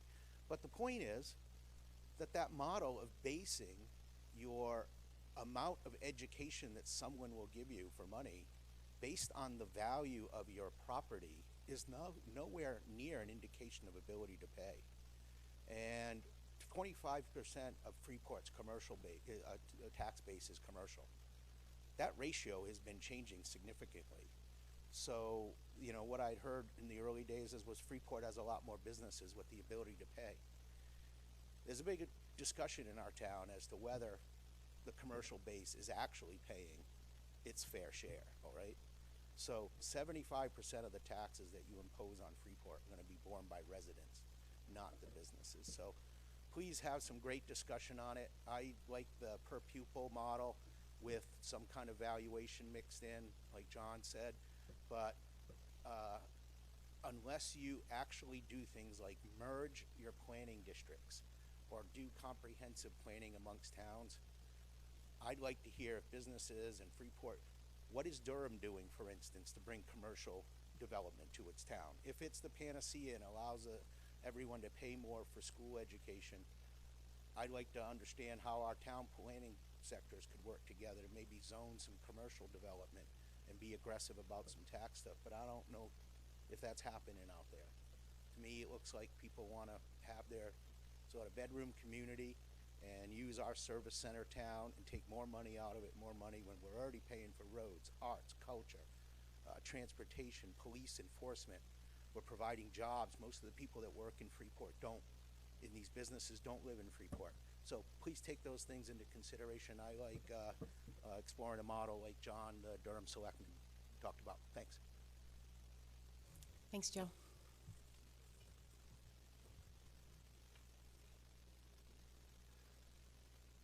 Okay.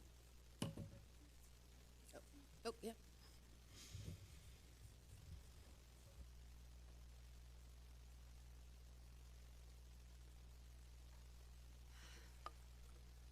Good evening. My name is Sarah Tracy.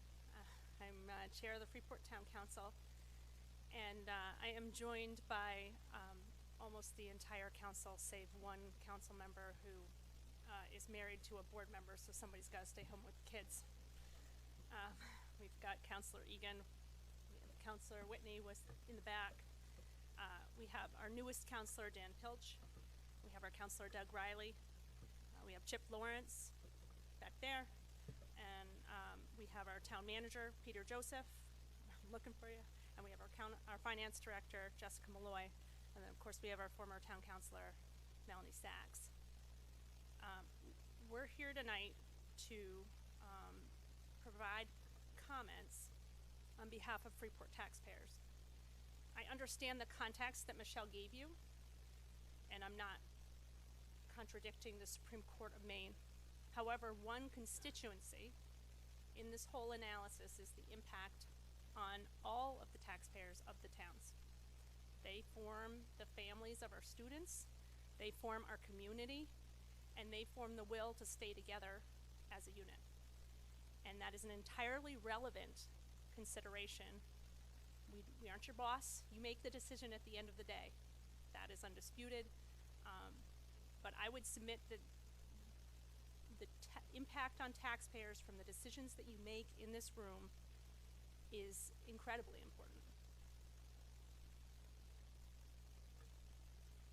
We've spent a lot of time over the past 2 weeks reviewing the Finance Committee's proposal in depth.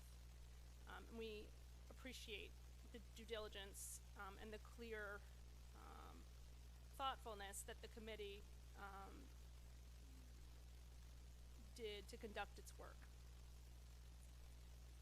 Freeport supports the Finance Committee's recommended change to the required local contribution money, and I'll refer to that as the RLC. It brings the RSU in line with the RLC methodology used in many of the other RSUs, and it gives Freeport the full benefit of the special education funding that the state provides to the town of Freeport in recognition that this is allowed by law. We are pleased that Durham and Pownell have also come out in favor of this proposal. It is the fair thing to do. With respect to the other side of the formula, which is the additional local monies that the communities contribute to the budget, Freeport supports the approach of a formula that incorporates two factors, the pupil and the valuation, because it is easier to explain that rationale to taxpayers than a percentage that was selected a long time ago by people that nobody knows exactly who they were anymore. Sorry, Joe. We know who you are. But They use objective measures that people can point to, and we support that. However, Freeport strongly opposes the Finance Committee's recommended ALM formula, which is based on an 85% property valuation and 15% pupil count. This 85-15 formula significantly increases Freeport's contribution to the ALM portion of the budget, and it essentially eviscerates or undoes the benefit that Freeport receives under the proposed RLC change. It is not logical or fair to say on the one hand that Freeport should get the full credit for its special education adjustment through the recommended changes to the RLC formula, only have to have it taken away on the other hand through the ALM formula because the Finance Committee seeks to preserve the overall status quo. The Finance Committee's approach of preserving the status quo on an unfair calculation, because it's based on the old RLC, or the current RLC, however you consider it.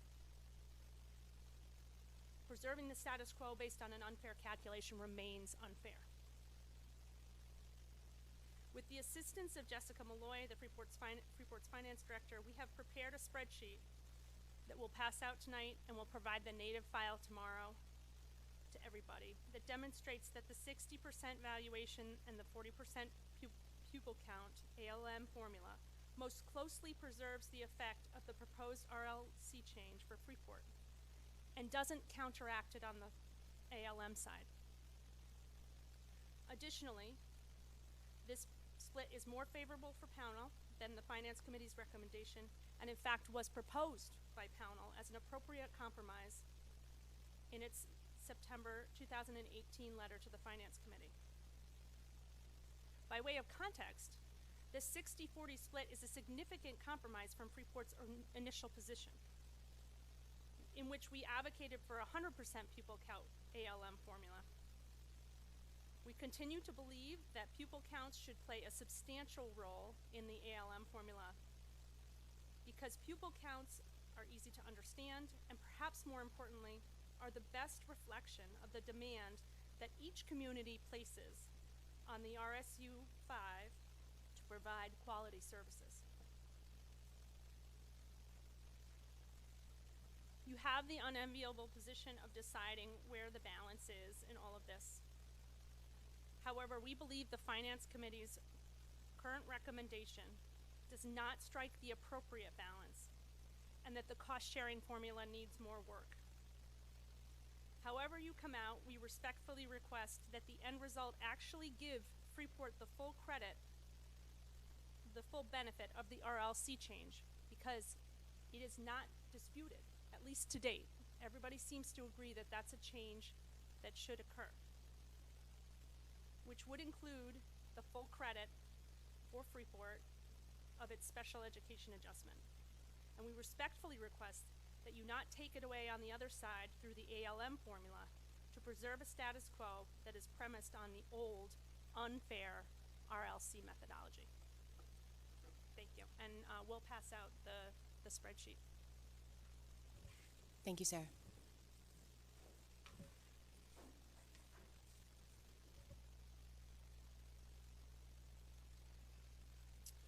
My name is Kevin Netto, and I'm chair of the select board in the town of Durham. I essentially agree that some sort of metric of fairness should establish that what each town is contributing to the RSU should be proportional to the percent of students from that town in the RSU. And I think most people have accepted that as a pretty good indicator of fairness. So if that were our only goal, if we just wanted to make sure that that each town's contribution was, the percentage was roughly equal to the percentage of students they were sending, then the best course of action would be to do nothing.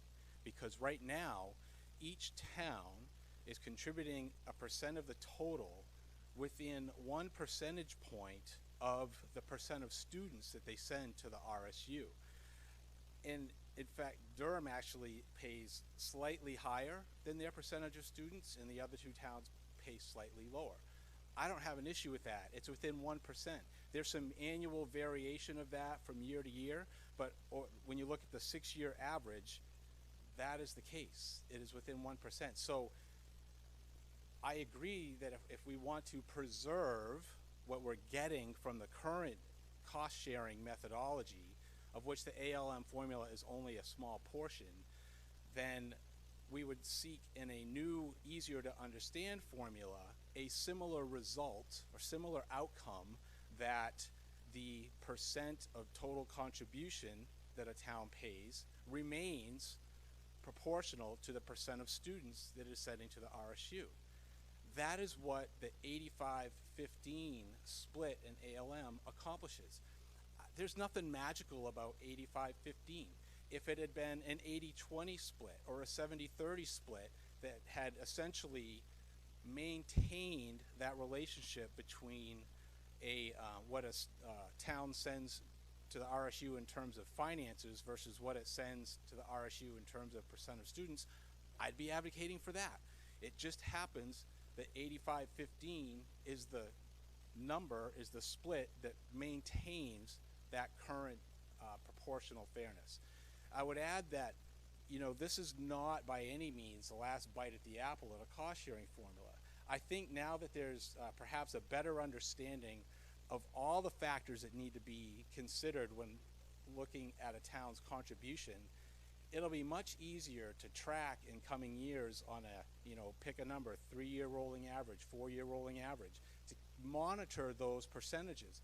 And if things start to get out of whack, we address it and we look at it so that we can keep that the proportion of money that a town contributes comparable to the percent of students from that town that are coming into the RSU.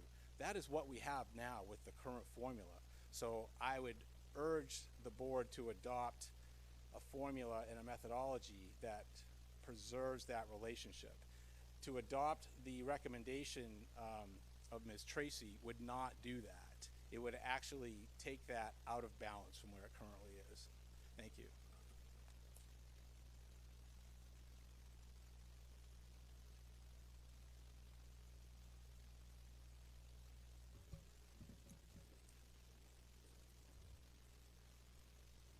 We just handed out copies of the spreadsheet that Councilor Tracy referenced, and there's probably about 30 copies going to be back here for anyone in the audience that wants to take a look. Thank you.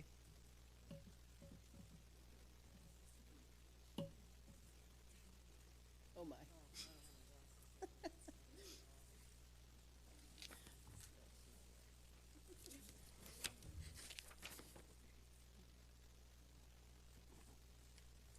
Yeah, it's wicked small print.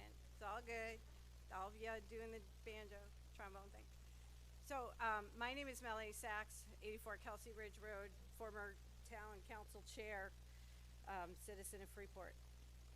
So, I'm actually not going to talk about this spreadsheet very much, believe it or not, because I have been doing, you're trying to figure out 2013, I mean, deep dive in the numbers since 2013, coming up here and talking about data with you, to very little effect, frankly, which is fine. It's all good. So I decided to put on my social work hat instead of my data analytics hat and urge you to come to a place of yes on things you've already agreed to for framing your discussion this evening. So the first thing you all have agreed on, as Sarah Tracy said, was the RLC portion of taking that out of this consideration. All 3 towns believe that. That's amazing. That's your first bucket. I'm big on buckets. Your second one, which frankly I don't agree with, but you all do, having listened and had individual and also been at every single flippin' board meeting for I don't know how long about this issue for the last 6 years. You all agree that per pupil and valuation both need to be in the formula. That's important, right? I'm not on the board, but there's significant agreement among you that that's what needs to happen. So that's pretty great. And then the third thing, which Kevin and I sort of agree on, I disagree with his formulation, which not a surprise there, because he's still continuing to go on the 8515 that includes the RLC portion of the special ed, which you'll see by Sarah's very clear spreadsheet, should not be included. However, what you do agree on is there's a discomfort from going far past either way of the current formula. That's what you agree on. So you have three things to come from a place of yes. If you decide to start your conversation there, it's a matter of inches to where you need to be. Again, especially if you come to this analysis and decide that it's factually correct, then you're looking at a couple of boxes and a couple of inches. So I urge you to come from the place of yes. Granted, I don't agree with two of those three assessments, right? I'm all in per pupil, hashtag beat a dead horse, right? Like, that's where I am. But I've listened, especially to people I don't agree with. And this is what I hear you all saying, that these three things are really important and that you agree. So if you can be there, to start there, then it's inches to figure out. So that is my wish for you. Thank you.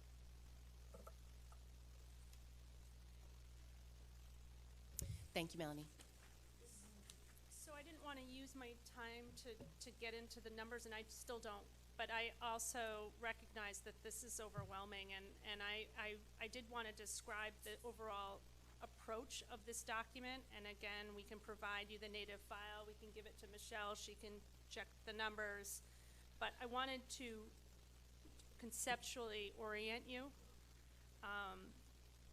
So in the gray box on the left-hand side, that's just the current methodology. Nothing changed. The blue box just to the right of it shows you what is the impact of just doing the RLC change, giving Freeport the full credit of the special ed adjustment, and going to section 4C instead of 4B. And you'll see that just the change in that RLC adjustment is for the fiscal year 19-20 budget. I mean, this is premised on those numbers because everybody's been using those numbers. Freeport goes down because that all of a sudden it's getting credit for its special ed, full credit for its special ed adjustment, and the other towns go up because it's got to come from somewhere. The next box and then following boxes all are just permutations of the different splits that you can have for your ALM. So the next box is an 85-15, which is what the Finance Committee has proposed. The gray box basically shows the change between when you implement the new RLC and the 85-15 ALM to what is current. And that's actually the approach that the Finance Committee took. I mean, you look in that gray box, you'll see it's very much like handout number 8 that Michelle gave the other night. The blue one right next to it is the analysis that we are positing is the more appropriate analysis. It measures the change not from the current state of affairs, which I said in my comments had embedded the old RLC that everybody wants to adjust, or seems to want to adjust, seems to agree to adjust. But it measures it from the new baseline, which is that the RLC change is in place. And it says, okay, from the new baseline where you've accepted that there should be an RLC change, what is the change by incorporating this new ALM of 85-15? Of course, Freeport is advocating for the 60-40, and the reason that we say that mostly closely approximates the retaining the benefit of the RLC adjustment is because if you look on the blue side, which is again measuring the RLC going into place and the stated ALM 60-40 from the new baseline, what I would characterize, and I don't think everybody would characterize it this way, but the fair baseline, the one that has the new RLC adjustment in it, the change from the ALM is quite small. It's only 22,000 for us, which captures the benefit of the RLC adjustment. It doesn't undo it. This is a very complicated spreadsheet. I don't expect everybody to understand it tonight. We certainly are happy to make our finance director, Jessica Malloy, available to explain it to anybody who wants to understand more. And I can do my best too, although Jessica's had to explain it to me about 4 times. So anyways, that is what this is trying to show. It is trying to show that the analysis performed by the Finance Committee compares everything to the old baseline, which is without the RLC adjustment. And really you should be looking at it from a new baseline, which is we agree the RLC adjustment should go in. So then you look at what is the rate of change from there with a different ALM in place, whatever ALM you choose. Thank you. Thank you, Sarah. Anyone else?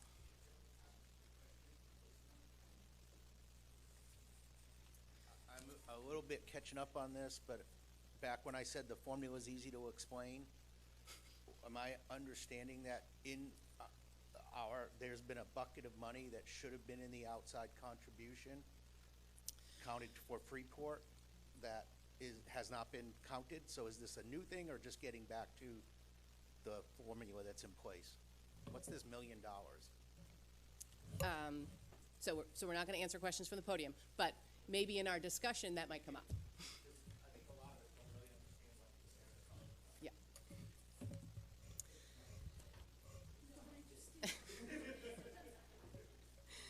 Okay, so thank you for all the comments and the effort and the goal to minimize paper. I appreciate that. Yes, I can blow it up. Okay, so now we've gone through the public comment period, so now we're into board deliberation, right? So this is where we as a board can ask questions, have comments, clarifications.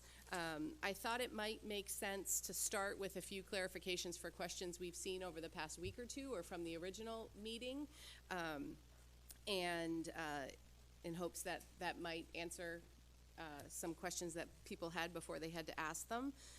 One of them was that concept of sharing of subsidy, whether it's actual subsidy or whether it's the minimum special education adjustment, which is the $1 million that Sarah was referencing, Joe. So the the concept that right now the way our formula is based, all of the funds from the state come directly into the district, and all of those revenues are subtracted out before we determined what goes through our additional local monies calculation, right? So all the money comes in, comes off the budget, and we say, okay, what's left? How are we going to split it up between the 3 towns? Right now it's those 3 percentages. So, and there was some question about, well, is Durham and Pownell's subsidy really shared? Because there was a question about, doesn't it reduce their required local contribution? And the answer to that is no. It in no way reduces their required local contribution. So the state, if you recall our meeting 2 weeks ago, 4 weeks ago probably now, 2 meetings ago, when we talked about how the calculations work, the state says this is how much it costs to educate all of the kids in, or this is the minimum amount it costs to educate the kids in RSU 5. And each town is allocated based on the number of kids they have, and they say, okay, this is how much it costs to educate Durham kids, Freeport kids, Pownell kids, okay? So that's the number they start with.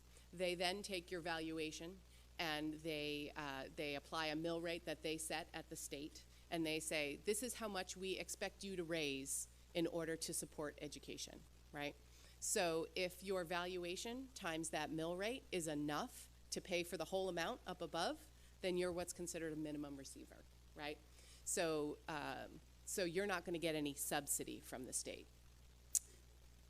In this case, right now, that would be Freeport. So for Pownell and Durham, they say, hey, it costs $7 million to educate the kids of Durham based on the valuation of the town times the mill that they set. There's a $3 million gap. So that's the subsidy. So we have to raise that first 3 point whatever million, and then they subsidize the rest with state subsidy to get to that minimum amount to educate the kids in RSU 5 that are from Durham. Same with Pownell. So Pownell's is a smaller number, but it's the same calculation. This is how much it costs to educate them. This is how much we require you to raise. We fill in the gap. So both those towns have to raise that minimum mill in order to get the subsidy from the state, okay? So that's how it works now. And so it is shared, right? That money all comes in from the state, and it comes directly off the total budget. It's not allocated by town to, make sure that the money that comes in for Durham goes directly to the Durham school. It all comes into one pot and is taken off the top, and then we calculate how much flows through the ALM. The different piece is that minimum special education adjustment. So they say, okay, it costs X dollars, $18 million to educate the kids of Freeport. Based on your mill, you can raise last year slightly more than that. So they say, okay, well, they have made an exception for towns that consolidated during the consolidation law that says if you receive this minimum receivership for special education in the 2 years prior to joining, you can continue to keep that. And how they calculate that is they take the special education costs, they allocate it to the number of kids, the proportion of kids that are from Freeport, and they fund a percentage of that. And I think last year it was 45%. I think it was 40 or 45. It's either 35 or 40, I think, and then this year it's the year we're in now is 45. 45, and next year is 50, and then it caps there. So they say, okay, we understand that, based on the mill, you can raise everything that it costs, but we do want to provide some funding for special education. So we will fund some percentage, which has been increasing over time by statute and caps out next year at 50% of the special education costs for the town of Freeport kids. And that amount comes from the ED 279. They no longer have to raise that minimum required mill. It's that minimum required mill minus the funds for that special education adjustment. So it's actually a lower required local contribution. So where Durham and Pownell's come directly into the pot to reduce the total amount that gets split up, the Freeport special education adjustment as proposed would come right off of it would be their required local contribution, the RLC number, minus that special education adjustment directly to Freeport. So I don't know if that cleared up the concept of shared subsidy or not, but it does in fact get shared right now, the way it's set up, the way it currently is, and the way proposed it would. There was a question about one of the cons for pupil count being about pupil count pupil counts could create more swings than valuations might. And really that concept, we went back to our notes, was really around typically, now there are exceptions, typically valuation town to town moves in tandem based on the economic environment in general.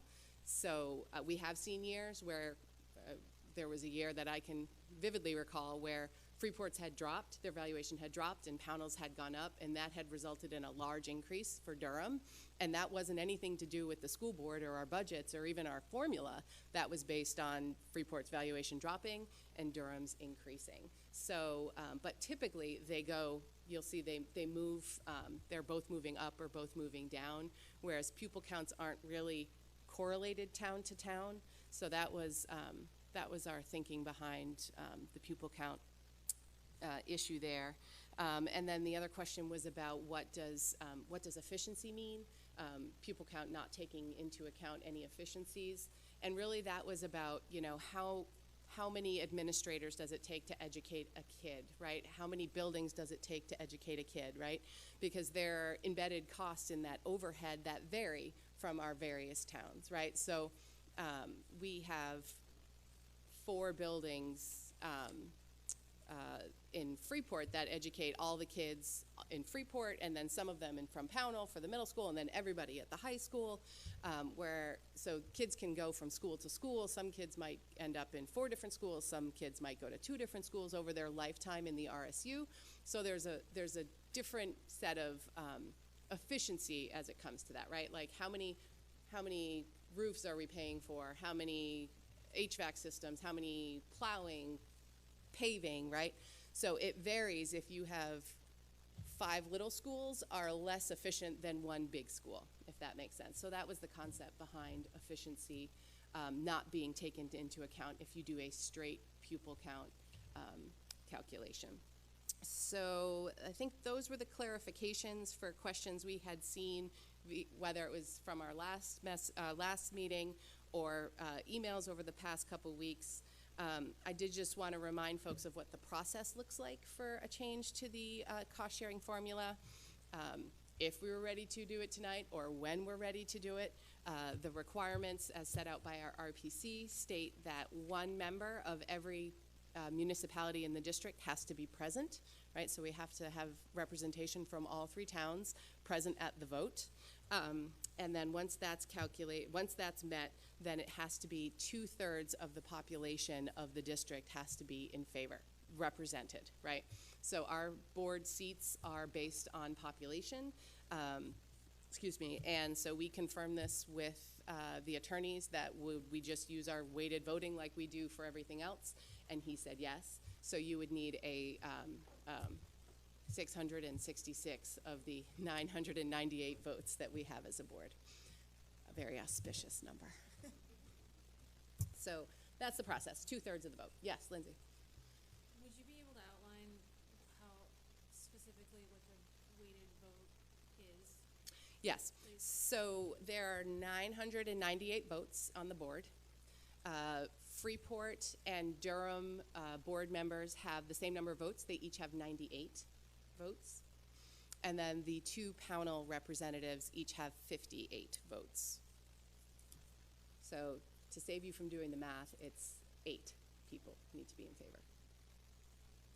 Unless the 7, it could be 7. It could be 7 if it was all Durham and Freeport people, because they have the same amount of votes. That would get you above 66. But if either of the Pownell people were in favor, then it would need to be 8 to pass. It's all hard to explain. So, does that answer your question, Lizzie? Yeah. Okay. So that's the process. I think Kate's going to run you through the memo that was in your packet today, and hopefully that'll answer even more questions for you. All right, thank you. At the last meeting, we were asked some questions about how we assessed fairness for the current cost-sharing methodology. So we put together this memo. We met last week and worked over the weekend to pull this together. The gist of it is that we were looking at a couple different factors, all outlined in this memo when we evaluated the current cost-sharing methodology for fairness. One of the major things that we were looking at is distributing the burden of local educational costs as close to an equal tax rate as possible amongst each taxpayer in the RSU. We have heard over the last couple of weeks a lot of more of like a town-wide valuation versus another town, like whole towns, and what their share is. We're looking at the taxpayer, the individual taxpayer, not individual towns. There were 5 tenants here that we've listed that we considered. The property valuation is one of the fundamental ways in which public education and local government in general is funded in the state. And number 2 is the majority of regional school units have adopted a cost-sharing model in which the required local contribution, as reported on the ED 279, is utilized in combination with 100% valuation. We had a presentation December of 2017 from our attorney Bill Stockmeyer, in which he provided a demonstration of various ways how our current cost method is very close to what it would be under methodologies commonly used in other regional school units as attached to this memo. That was one of our, if you all recall, that was kind of the beginning of the whole discussion, and so that was our starting point as a committee, was to read through and become familiar with Bill's memo. Per pupil cost sharing methods in our research really, we came to realize are intended to protect those towns that have a high valuation to pupil ratio, coupled with a minority voting power. Number 5 is that under the current methodology, the percent total contribution, that's the local contribution, which includes, does not include, the non-shared debt, plus the state contribution, which includes state-funded debt assumed by the RSU at the formation of the district, plus the minimum special education adjustment. For each town is close to each town's percent pupil count. This is not surprising because the ED 279 is designed that way. It allocates for each the allocations on the ED 279 for each municipality are determined based on the pupil percentages. There are a couple tables in here that just lay out further context for how you can evaluate the current cost method for fairness. One of the first ones that we looked at when we were doing this was the education mill rates by town. You can figure this out when you look at your tax bill. They give you a percentage of your mill rate that applies to the school system. And so you just take the total mill rate on your tax bill and apply that percentage, and that's your education mill rate. So we went through and I put a table in there. You can see they are relatively close. One of the challenging things here for Pownell, you can't go back too far on mill rates for Pownell because for a long while we were not at full valuation. So you would have seen more of like a $35 mill rate townwide, and so it just would have skewed the data. So that I only went back to 16, 17 here from when we did the reval.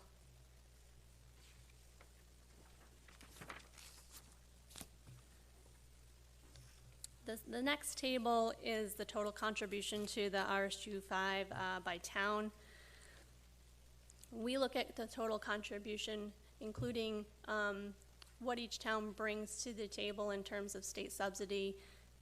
Yes, I include in the term state subsidy the minimum special education requirement that is on the ED 279 on that back page. When you see the total state subsidy, that's in that number.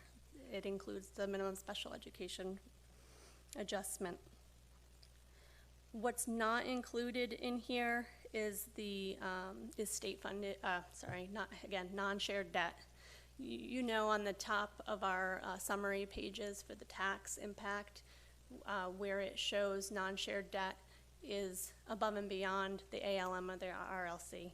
That is, non-shared debt is what a town brought into the RSU prior to consolidation that the RSU, through the RPC plan, did not assume as RSU debt. So an example, easy one, is when Durham built the new school, they decided to do an upgrade to the type of roof that's on that school. That is a expense that Durham pays for above and beyond their required local contribution or their additional local monies. Also in the total contribution, we do include the state shared debt. This is for debt that was assumed by the RSU at the formation in the RPC plan. There were a few, I put it in the footnote, there are only two projects that was done for. One was Mass Landing School, state portion of Mass Landing School was issued, and that's a bond that was issued in 1990. There was some debt still remaining on that when we formed the RSU, and the RSU assumed that debt. And then as state funding came in to cover that, that was applied in the backup tables for the total contribution for Freeport. And then the same for Durham. For their new school, we still receive state-funded debt for that, and that is also carried in Durham's portion of the total contribution. There's also a column here that shows the percent total contribution next to the percent pupil count, and you can see those are very close. The last page is really for additional context. It's estimated, and we feel it just provides a bigger picture of how our towns compare to one another based on home values and income, and then tries to put that education mill rate into context by applying it to a $200,000 valuation.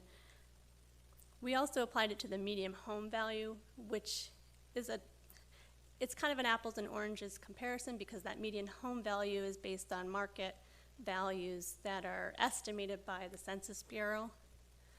Really, when you get your tax bill, it's not based on the market value of your home, it's based on your assessed value, which is determined by the town. So I tried to note that as well as I could, qualify that table a little bit. But you can see that the education tax per $200,000 valuation is very close for each town. That's just a function of taking the mill rate and applying it to that $200,000 valuation. I used the 1920 education mill rate for that example.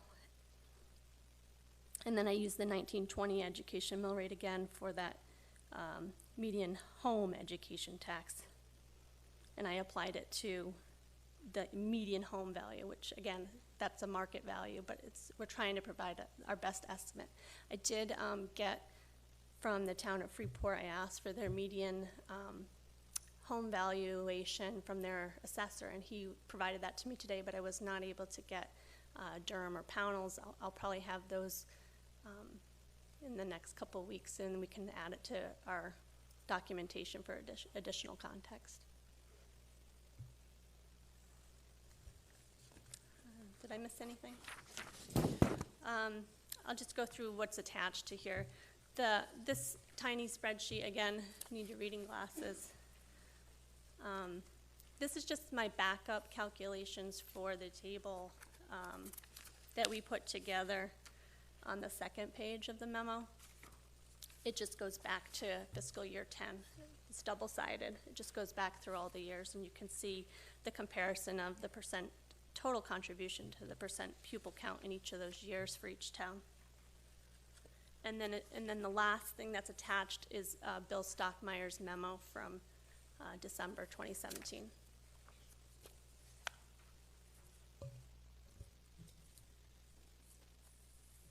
Okay, so our 20 minutes is up. No, we're gonna take the time people need to discuss this. So I guess at this point we've shared all of our updates from the Finance Committee based on questions from the last meeting, and we've given you some more information. We've gotten some from other folks. I guess I would just open it up for comment or question.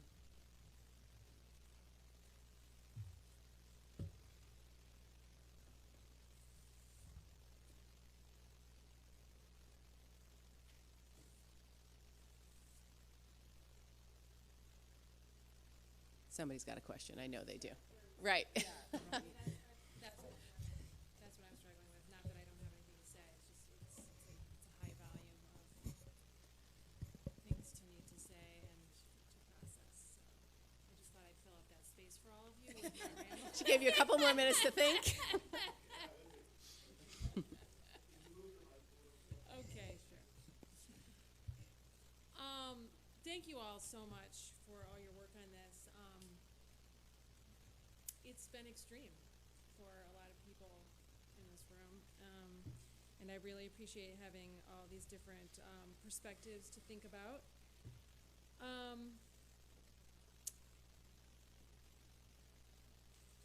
This goal of something that's simple to understand for the common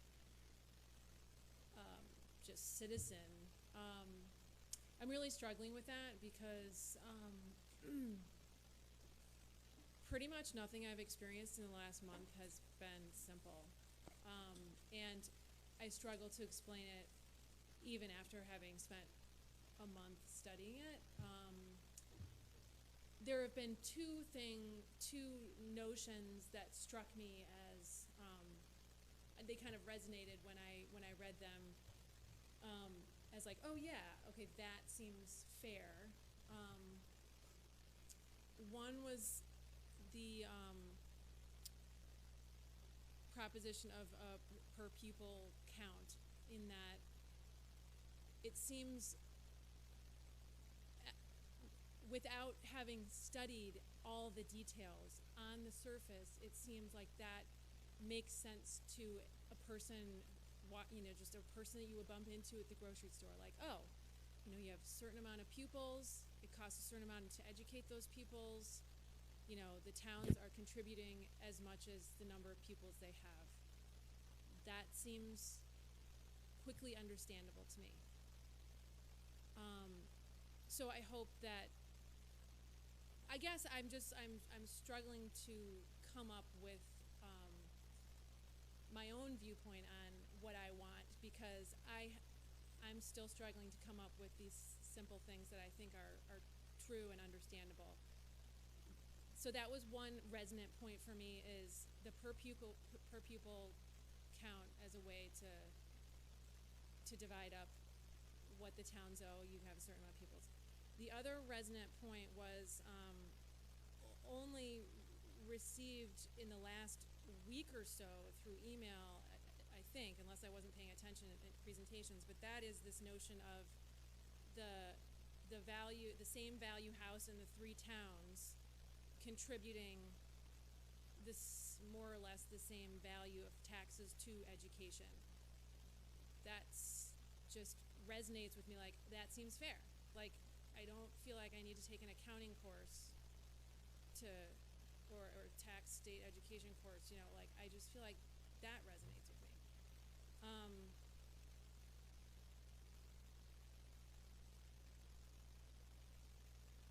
I guess I'll just leave that for the moment as like my initial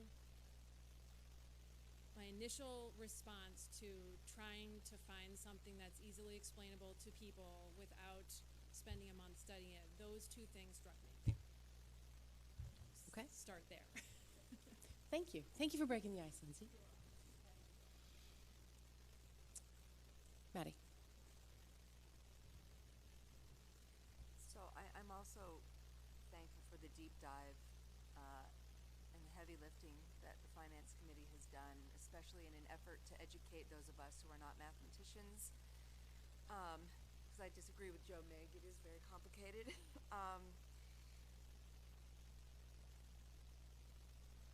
And I also, so what I'm going to say next is in no way intended to convey disrespect or lack of trust of the committee. I'm very appreciative of the committee.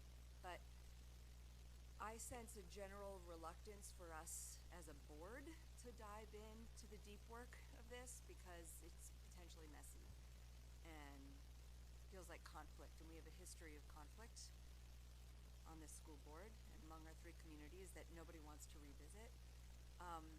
But we have to do our due diligence as individual board members and have some difficult conversations.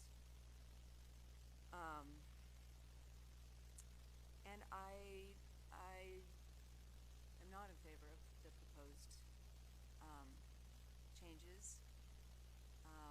The required local contribution piece seems to be general agreement.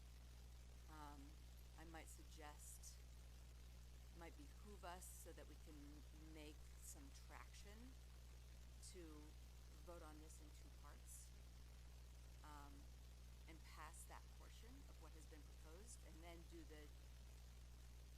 deep work of looking at the additional local monies piece. I don't know how people feel about that, but that might move us forward a little bit. I don't know that we're prepared to vote on the additional local monies piece today. I think we need time with what we've been presented today to look at that, how that's been represented, and how the permutations of pupil count and valuation will affect taxpayers in all three communities. And yeah, the other thing I wanted to say about that is it feels to me as though the proposal, from what I heard at our last meeting, sounded to me like it was being put forth because, I mean, a number of reasons, but significantly, there'd be less swing from what we're paying now, what everyone's paying now, to the next time we send the bill. And that seems to me to be a short-sighted strategy. I think we might have to undergo some discomfort, or we might need to put some provisions in place to implement something over time. But we have to, we shouldn't have it most closely approximate the current formula, because that's been deemed as fair, because it's not felt to be fair by all our communities. It is felt to be overly burdensome to some.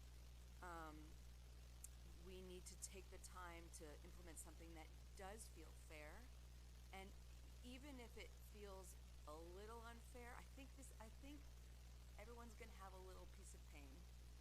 I think we need to come up with something that feels reasonable, even if it's a little hard for some of our communities. So that's all I'll say for now.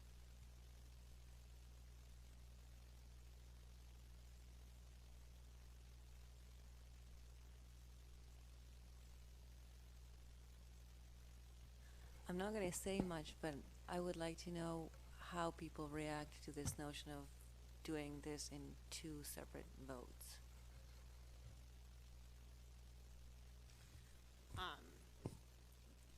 To respect, Maddie, your position, I don't like the idea of doing it in two separate votes, because I think I think if we're going to do it, like if we're going to reject what's been done, we need to start over. I think that it all ties together, and I don't think we can necessarily make a decision on one piece of it without the rest of the pieces. That's just my thought on that. I also have a lot of concerns that, not to be a pessimist, but I don't picture situations like this ever coming to a place where everyone's in agreement, or everyone feels like something was fair. I think fair is an extremely, perceived thought on each individual's end. So, I guess I want to ask Michelle, I mean, our options are to vote, not necessarily today, but to vote on adopting the new proposed, or to keep it the way it is, correct? No, I mean, as a board, we have the ability to change it how we see fit. I don't think it's we keep it the way it is, or we approve the finance committee's recommendation. I would just caution we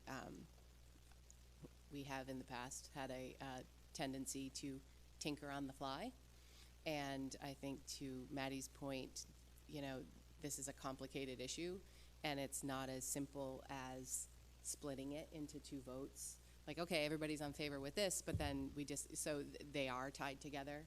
I mean, it's a, they're interwoven into each other. So, I would say that I don't think those are our only two options, but I would just be careful to not do something quickly and change it without running through all the ramifications. So, Kate. Yeah, I would not be in favor of splitting the vote, because I'm in favor of the proposed methodology. I'm not in favor of the RLC straight from the ED 279.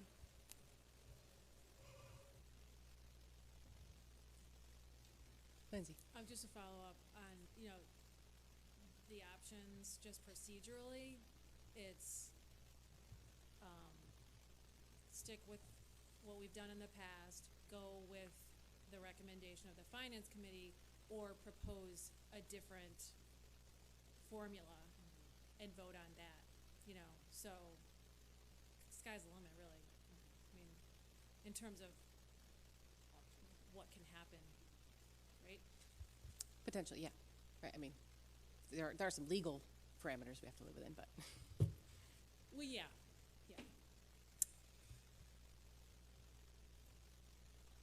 yes.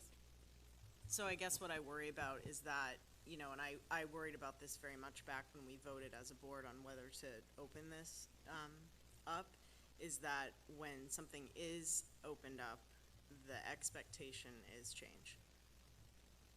So I worry that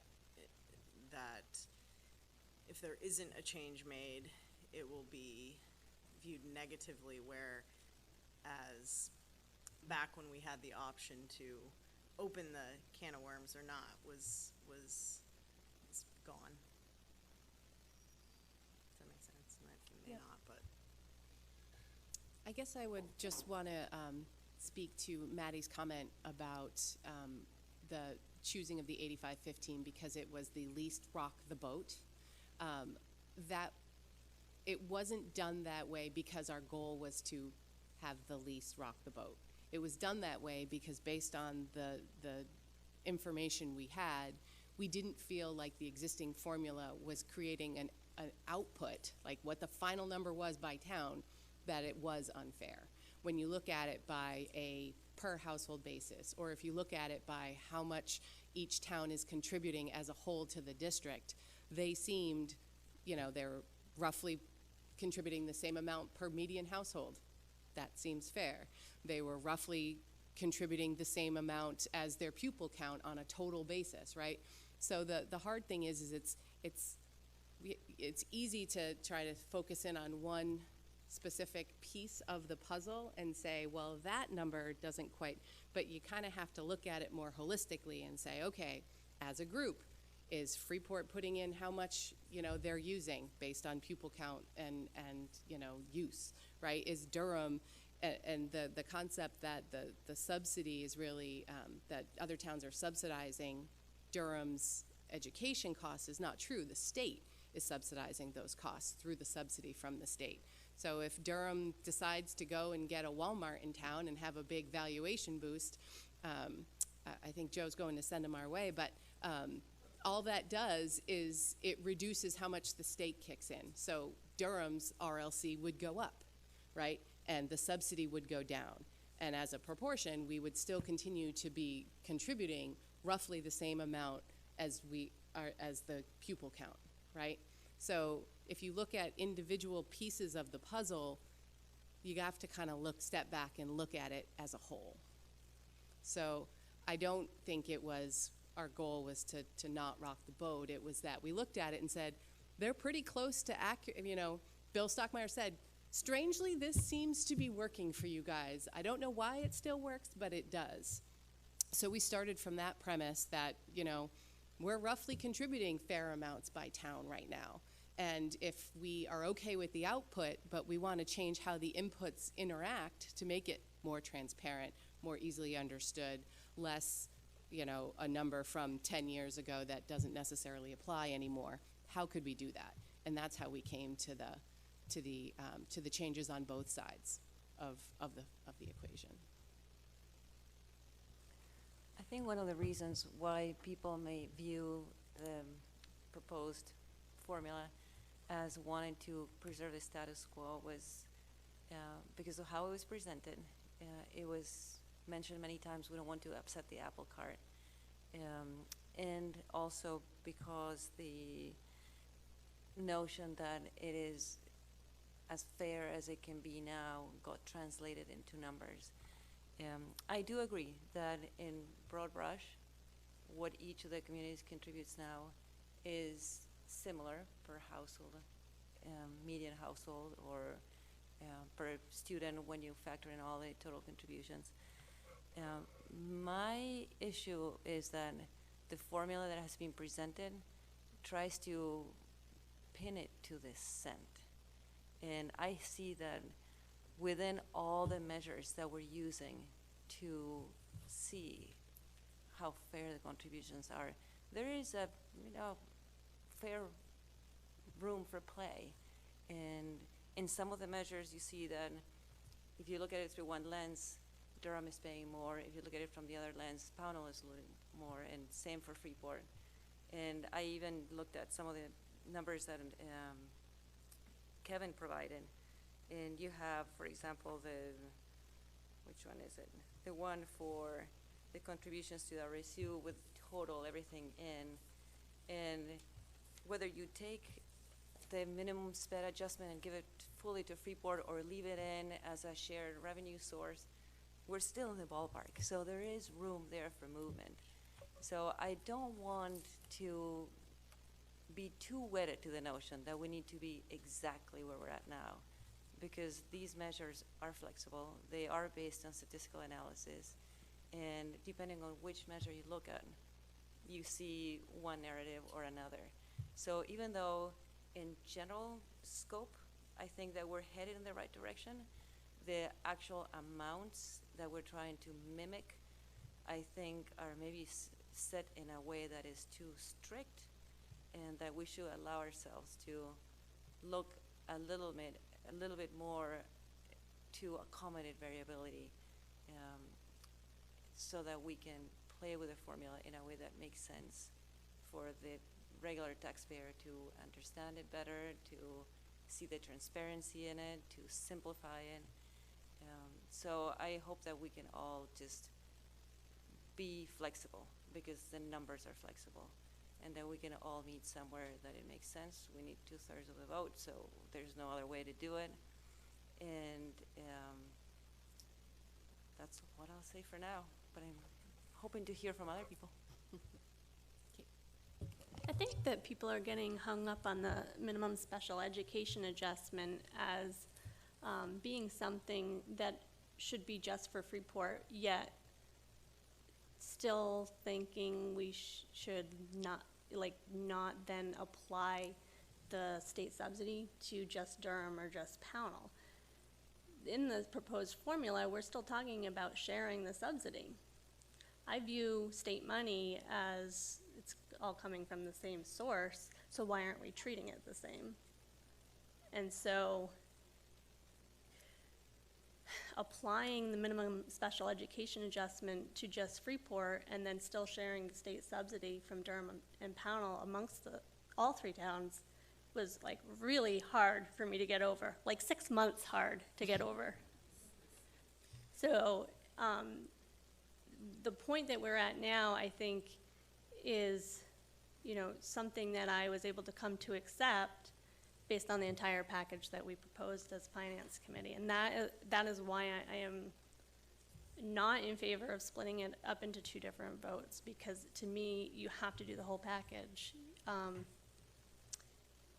If we're gonna get hung up on that minimum special education adjustment, I would push to each town keep their subsidy as well.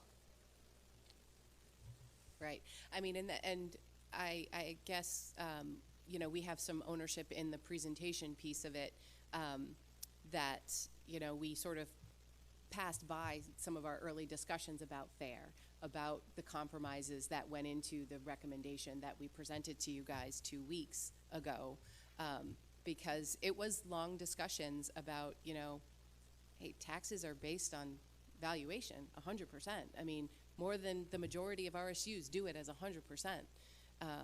And so why would we stray from that? So those were several month-long conversations, as well as the special education adjustment, right? Because it really does reduce the required local contribution they're required to pay. So the state says it costs $18 million to raise them. Can't stop saying that. Way more. Yeah, way more than that. $18 million to educate the kids of Freeport. Well, we're saying you only have to raise $17 million, right, this year. because it was $1 million special education adjustment. Whereas in Durham, it's $7 million to educate them. You have to raise 3, and then we'll kick in the other 3. But we still have to raise that full mill rate that they require. So that was sort of the crux of, you know, trying to wrap our brains around, are they really different?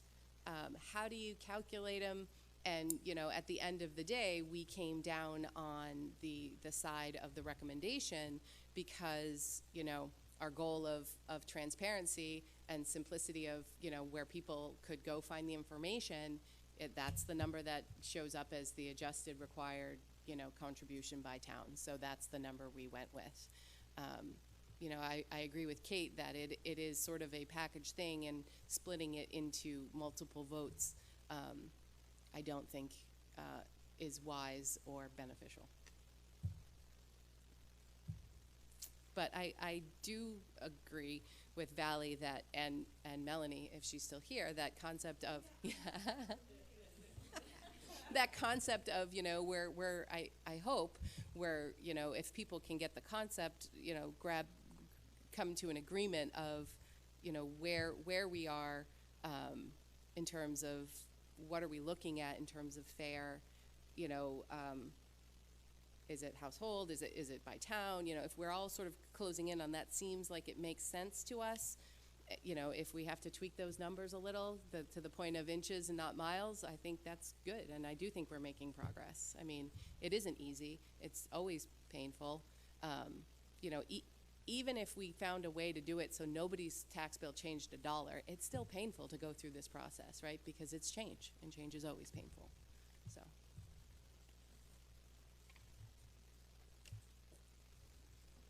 Yeah.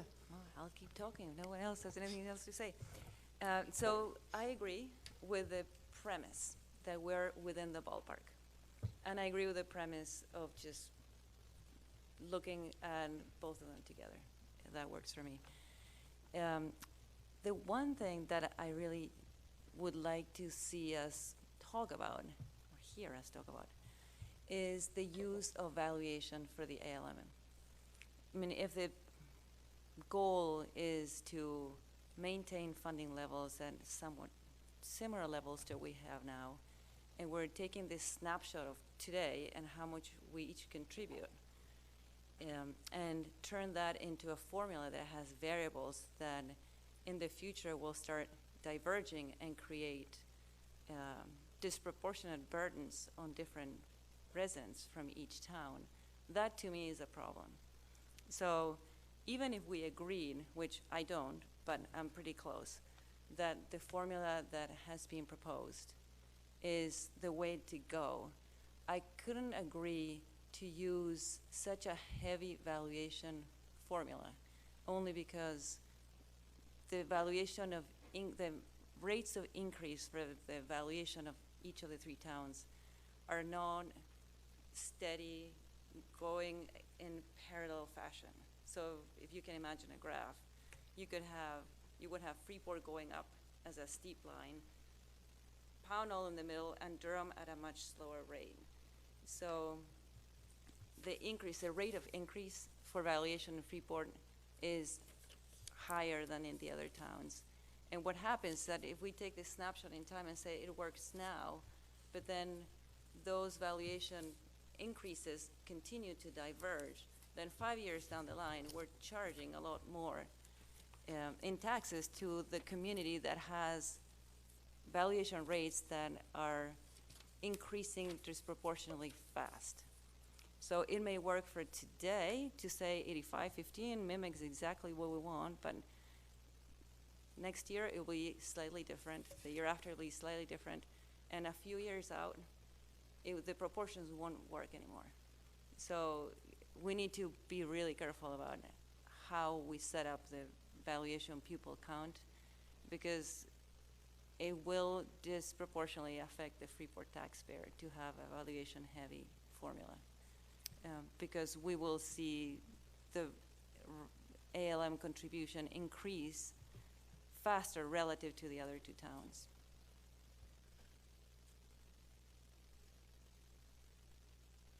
I'm not sure that's true, but I'd have to think on it. Can you restate the last part, what you said? How would it disproportionately? If the rate of increase in the evaluation is non equal, if they're not at equal rates, and one town has valuation rates that increase faster than the others, with time, that diverging set of lines creates a disparity that will actually result in the town with the faster increasing valuation getting out of whack and paying proportionally more relative to the other towns that have slower increase in the rate evaluation. Yeah, I think we don't really have evidence of that in the valuations over the last 10 years, that that's happened. When I looked at the percent increases year over year, what I did was I went back and looked at the 2-year average valuations used on the ED 279, going back to the beginning of the RSU. And year to year, the biggest swings actually came from Pownell. It was an 8% increase when Freeport only went up 1%, 10% increase in Pownell, 5% in Freeport, 2% in Durham, 5% increase in Pownell, 5% increase in Freeport, 3% increase in Durham. And then overall, when you average it, it kind of mimics the pupil count swings. Yeah, I wasn't talking about how it mimics or doesn't mimic the pupil count, but I'm just looking at the rate of increase year to year. Yes. And we should probably just, outside of the meeting, create a document that we can all agree on represents the rate of increase. But the numbers that I've seen actually present the narrative that I'm telling. If you're seeing numbers that are different, then we definitely need to look at the actual facts and come up with something that we all agree on. But that's something that I really want to take a very close look at. And I would just ask that,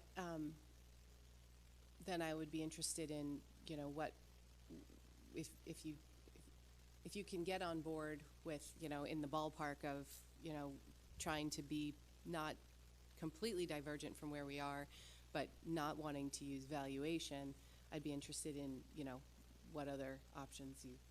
No, I wouldn't discount valuation. I just don't want it to be such a big percentage in the formula.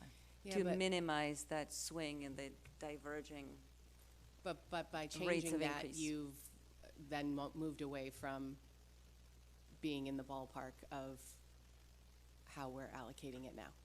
Or we can put other things on the table.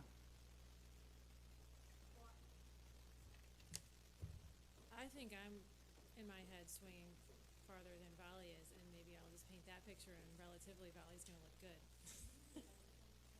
Oh, sorry, I'm usually right in there.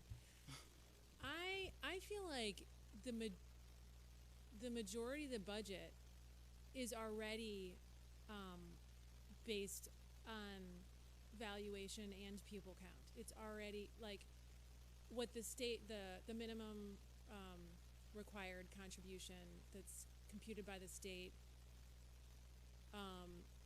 generates I think 2/3 of our budget roughly. And so to me, I see that the required amount that we have to pay is already balanced by the state for us with the valuation. The purpose, as I understand it, of the additional local money is that it's a choice directed by us, the school board.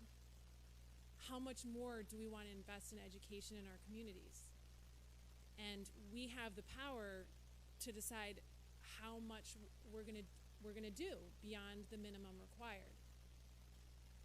I'm in support currently of having that be a very simple per pupil based number that you pay for how many students you have and we divide it up that way.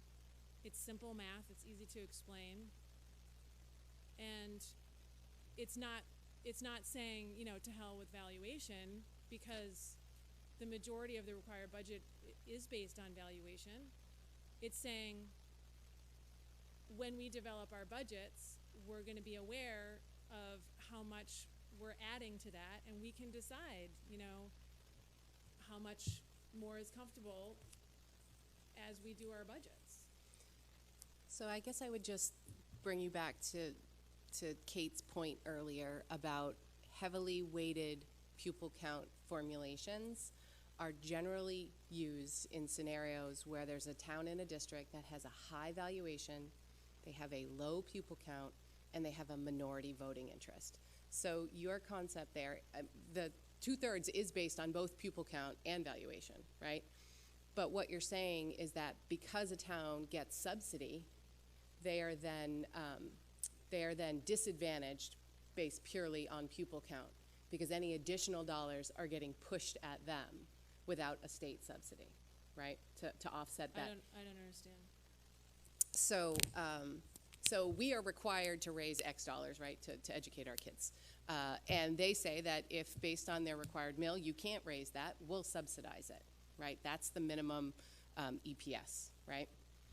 We'll raise some, they'll provide the difference. And in your example, where anything above that is our additional funds that we can choose to add if we want to, and if we base that solely on pupil counts, it disadvantages the towns that have a higher pupil count relative to their valuation, because on the first 2/3, we're getting subsidized by the state, right?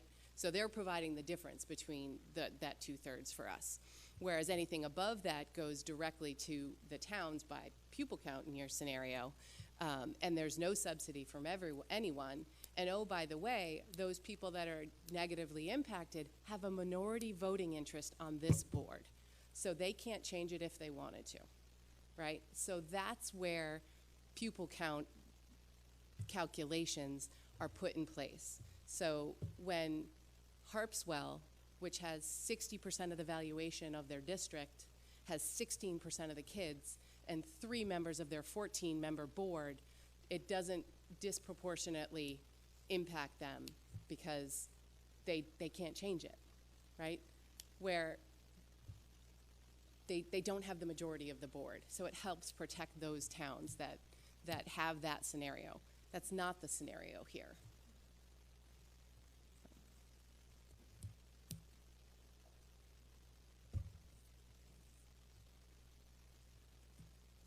So I have a technical question. So this is digressing a little bit, but it has an impact on the overall budget. The ED 279 4C delta to what Freeport is required to contribute is usually, well, not usually, not in the last 2 years, but since fiscal year 14 through fiscal year 18, the state aid for Freeport has mimicked to the dollar the delta between 4B and 4A. And I am wondering, under the proposal, if Freeport now, as we all want, as much as we want it to happen, if Freeport now pays via 4C, which is the lesser of the two amounts, does that mean that state aid will no longer be provided to cover the delta? There seems to be a trigger somewhere that above 250, the state will contribute that aid, but below that it won't, because in the last 2 years, the delta was 40K or 255K, and we got no aid. But then in 18, 17, 16, 15, 14, it was above 250. It was in the range of 3 to 600,000, and we got state aid that was exactly that delta. So I want to talk to someone at DOE to explain where the trigger is. If there is a trigger. Yeah, we know the answer to your question. Okay, what is the answer? Okay, so the answer is, she's on page 4. I think I'm pretty sure I know the answer to your question, and Kate's pulling it up in her chart, I believe. So how it works is that there will be times where you could get subsidy and minimum special education adjustment. And I'm guessing those years that you're talking about are those years, right? So how it works is you will get the...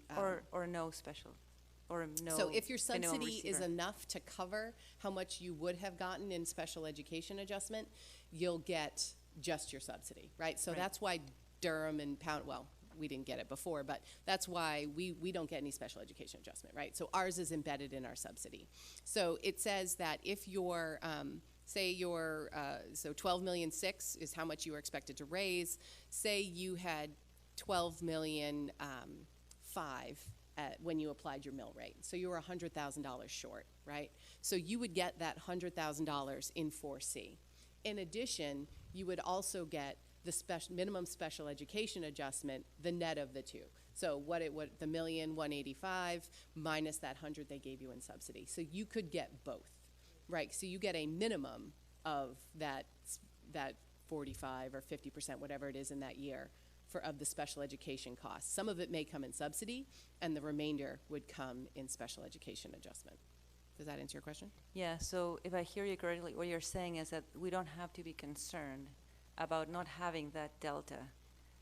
No, you'll get it one way or the other. Okay. It comes in either as subsidy, and I'll just, for transparency, point out that subsidy, the way we have it done now, it would be subsidy like Durham, like Pownell, like Freeport. It all gets shared. That wouldn't come directly off your required local contribution. That would go in the pool with everybody else's subsidy.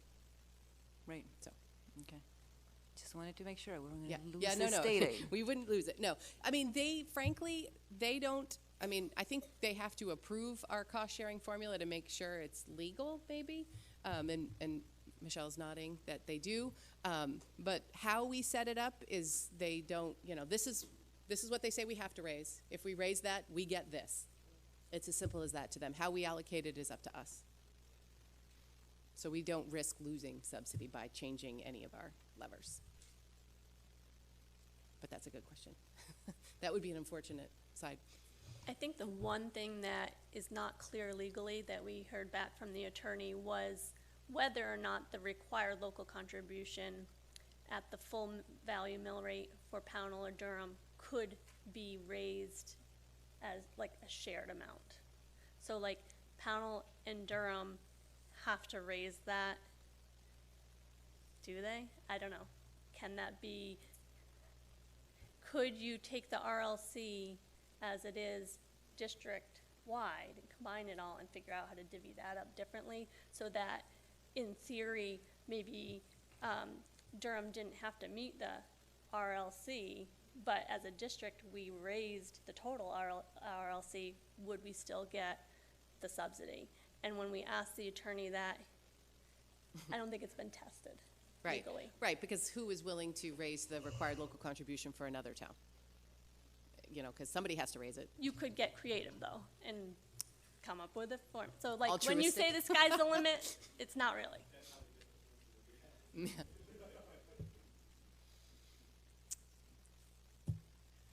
So, all right. Yep, Jeremy.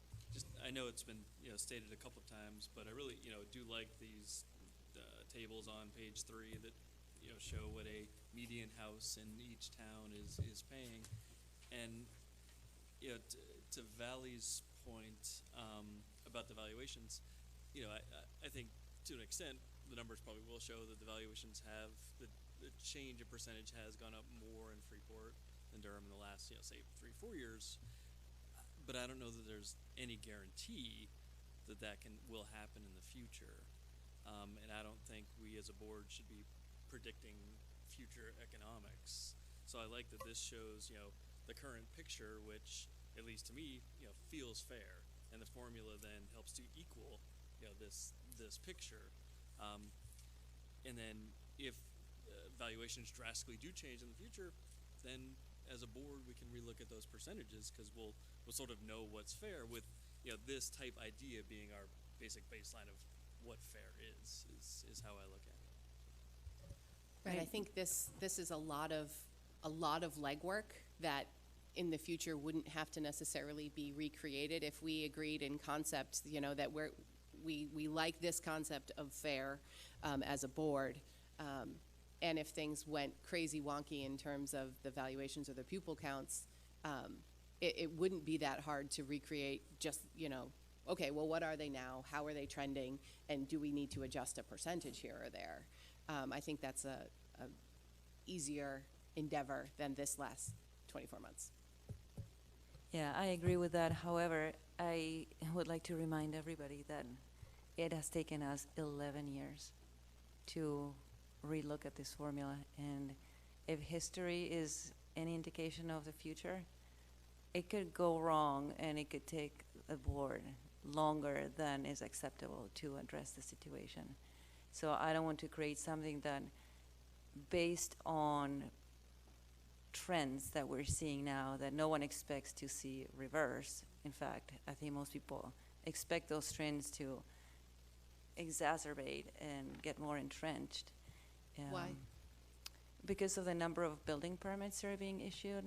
For example, Freeport is going to have a new development with 144 units coming online next year. That's going to increase the valuation even more than it is now. I mean, there are Kids gonna live there? conversations about commercial. We need to talk about that. Just commercial properties that maybe setting up shop in Pownell, maybe not. I mean, there are things that you can see in the offing that point to this trend that, yeah, I mean, what we're seeing now in the trajectory of increased valuations is likely to continue. And I don't want to say this is exactly the way it's going to be. I'm not saying I can see the future. I'm just looking at the past, projecting it forward based on evidence that we have currently. And I don't like the idea of having to do this and have to redo it again in 3 years, or we may be so busy in 3 years that it's not going to go on the front burner, and we come in and out of this board, and who's to say that in 3 years none of us is here, and it's 24 months of legwork for the next board to relearn all this. So I rather hedge on looking at the future than looking at the present exactly as it is. I think that's one of the good things about using valuation, because what ends up happening is as your value in your town grows, you're spreading out the amount that each taxpayer is also contributing to education. And so I feel like those two trends together will work to counter each other, so that as your valuation goes up, your mill rate can get if your pupil count stays the same, or that your mill rate is going to be able to stabilize or go down. I agree that in a town with a high valuation, the mill rate can minimize the impact on the taxpayer, on the individual taxpayer. But at the same time, in the aggregate, if you have the valuation of one town be 70% this year and 80% next year, and you have a valuation-heavy formula, yes, you may minimize with the mill rate to some extent, but the impact to the taxpayer will increase. Maybe not as much as it would in a town with a high mill rate, but there will be an increase, and it will be disproportionate. So I think the likelihood of a 10%, I mean. I'm just saying, I'm not saying that the likelihood is 10%. I'm just saying hypothetically. Yeah, so I If mean, in that, town in the X had, I'm just trying to. No, I get you. Just, it's a narrative that is not based in reality. The numbers aren't. What I'm trying to convey is the notion.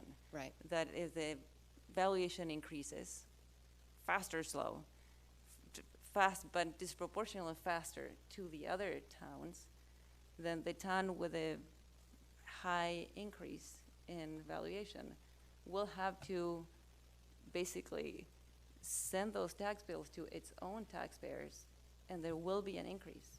It may not be huge because there's a bigger valuation going at the same time. I don't think that's necessarily true, though, because if you look at Pownell, when they put the substation online, right, so they would have increased their percentage of the total valuation of our district, right? Their taxes went down that year, right, because they were able to share it across more people. So the individual saw a smaller tax bill because of the growth in valuation year to year. I mean, you can go round and round on the economics of what growth rates are going to do or how you want to calculate it. I mean, if we're really concerned about that, then we're back to our simple existing formula. I mean, which if you look at the 10 years of the district has resulted in roughly the same numbers and share per town, maybe we keep what we got. Lindsay. I pose this question to anyone who might know the answer. I mean, it could be the finance committee, it could be some of the tax finance experts in the audience. Yeah, we're trying to keep it bored. Okay. Yeah. Well, maybe if the question is If heard, we don't maybe know the it and answer they- will appear over email or something. But, There we go. What I love about page 2 of 3 of the recent thing that we just from the finance committee, the chart there. I love the simplicity of percent pupil count, percent total contribution, and total contribution. And what I don't understand is why couldn't we, so say we have our ALM number. We can figure out our percent pupil counts. Why can't we just like skip all this like dynamic, out of control, valuation, all this stuff why can't we just simply say, okay, here's the ALM number, Durham's percent pupil count is X, Pownell's is Y, Freeport's is Z. We bill those towns for the percent total contribution. And let them determine their mill rate for education. Like that isn't that the sort of magical figure, the percent pupil count matching the percent total contribution? Like, isn't that fair? Right, so the difference between what you're saying is you're saying bill the ALM that way, and that's different. If you want to say, let's say the total budget is X, here's your portion, here's your portion, here's your portion, and whether you pay it via taxes or whether you pay it via subsidy or minimum special education adjustment, we don't care. Just get us this much money, whether it's from the state or from your town. That's one way to look at it. Whereas if you do, here's the ALM, here's your percent, that's 100% pupil count formula. And that doesn't work, in my opinion. My humble opinion. Kate, did you have a? I think you covered it. Is that the total contribution includes that RLC, so that number in what you're saying for the 100% pupil count, applying that to the ALM, that would be different than the total contribution number. So that total contribution is required plus subsidy plus ALM. Okay. It's all the money that each town generates for the district, whether it's generated from the state via subsidy or special education adjustment, or whether it's generated via tax bill to their taxpayers. Does that make sense? I think so. Okay. As a newbie to all of this, and I've tried to wrap my head around it in a crash course. Congratulations, you're doing great. No. Why did you set out? Why did the board set out? Honestly, in all honesty. So it's a great question. And we didn't answer that because we kind of forgot that people may not remember why, because it was so long ago. Did you? Well, it was not just the board vote, though. The original RPC actually said we were going to review it in 5 years, and we never did because we had other things on our plate that may have resulted in it being a moot process. So we didn't. We sort of moved it down. So that's what originally prompted the reopening to review it, to say, do we need a change? If we need a change, what should it look like? And so what were the following questions? Like, as I reviewed the RPC and the presentation, I mean, what? So you said, okay, we do need to review it, but yeah, Jen. I talked about it a tiny bit earlier. Like we talked about whether or not we wanted to review it, and then the board voted on who, and some of the people aren't here any longer. I don't remember what the vote was, but the board decided to review it. With a couple of directions, right? The directions were, we feel like, maybe it's not true for the people that were involved in the creation, but we feel like it was not easily understood where those percentages came from. So we said, is there a way to simplify it? We heard from a variety of people that the static percentage didn't make sense. you know, should it change over time as our district changes? You know, should it be tied to some variables, right? And, you know, do we think that the outcome of what it created for a contribution by town, do we feel like it was accurately was it fair, right? So there was a couple different things. Is it fair? Can we make it simpler? Can we make it transparent? Can we make it variable?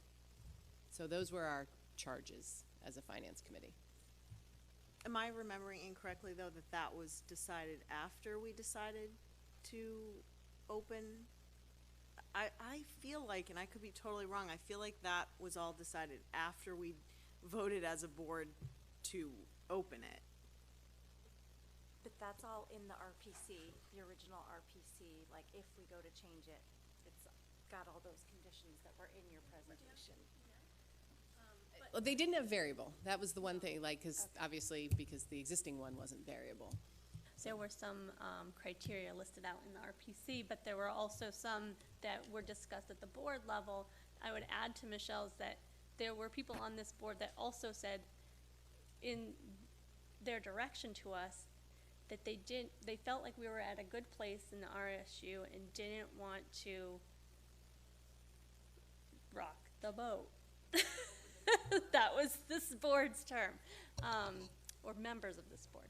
So that's the direction we took, and so we looked at the current cost-sharing formula to see first, is it fair? That's what this memo is trying to show you, that we felt, yeah, it is generally fair, but what we thought, again, from the feedback we heard from the board was, it's not really easily understood. That was what we heard, and we also heard that it wasn't transparent. You couldn't figure out why these numbers didn't ever change, and people didn't understand that only like maybe applied to a portion of it. They don't understand how the subsidy is treated. They don't understand all these things that like happen behind the scene in the ED 279 or in our calculations that we weren't even presenting as occurring on our summary spreadsheet. So I think there's a lot of confusion even there on how we treat our state money.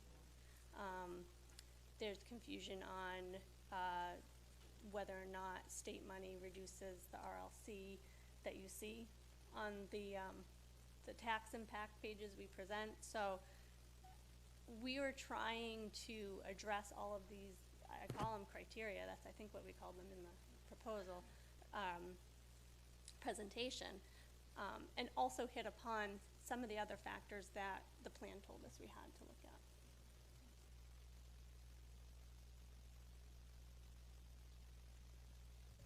So you guys ready to vote? Yeah, Kate is. Okay. Yeah. So we do have a motion on the agenda. I guess I'll take a quick straw vote of, is there anyone other than Kate or that feels they're ready to vote today? Oh, the motion. I've lost all my papers. Oh no, here it is. I got it. So consideration and approval to adjust the RSU 5 cost-sharing methodology as presented by the Finance Committee at the October 23rd, 2019 meeting of the RSU 5 Board of Directors. So that is the motion we have on the agenda. But if people feel like they need more time, more questions, more opportunity to process, I guess I'll just take a straw poll of who thinks they need more time to make a decision. What? We're voting to adjust. We're not voting to accept the proposal. Approval to adjust as presented. As presented, So, who feels like they need more time to process, have questions answered? So, yes, raise your hand if you feel like, if you're not ready to vote tonight, put your hand up.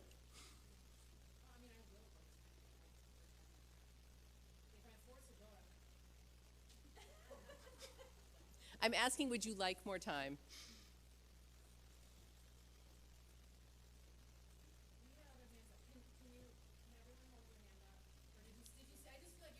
I only saw two. No, I'm asking who would like to postpone a vote? Are you asking again? Like, let's Yes, just do it yes. and look around and, yeah. Do you, Who needs more time? Raise your hand. yes, yes, not vote tonight. If you are voting, if you do not want to vote tonight, put your hand up. Please vote for that. Okay, so that's 3. So that means we are going to vote on adjusting the formula tonight. Okay. So then I would take a motion for consideration and approval to adjust the RSU 5 cost-sharing methodology as presented by the Finance Committee at the October 23rd, 2019 meeting of the RSU 5 board meeting. So Kate, second. Candy. Any other questions, concerns? I would like to amend the motion on the table. My amendment would split the ALM in a 60-40, 60 evaluation, 40 pupil count. And in an effort to compromise and arrive at a position in which funding levels mimic, broad stroke, what we currently have, I would propose that the minimum SPED adjustment that Freeport would have received under the proposal is left as is.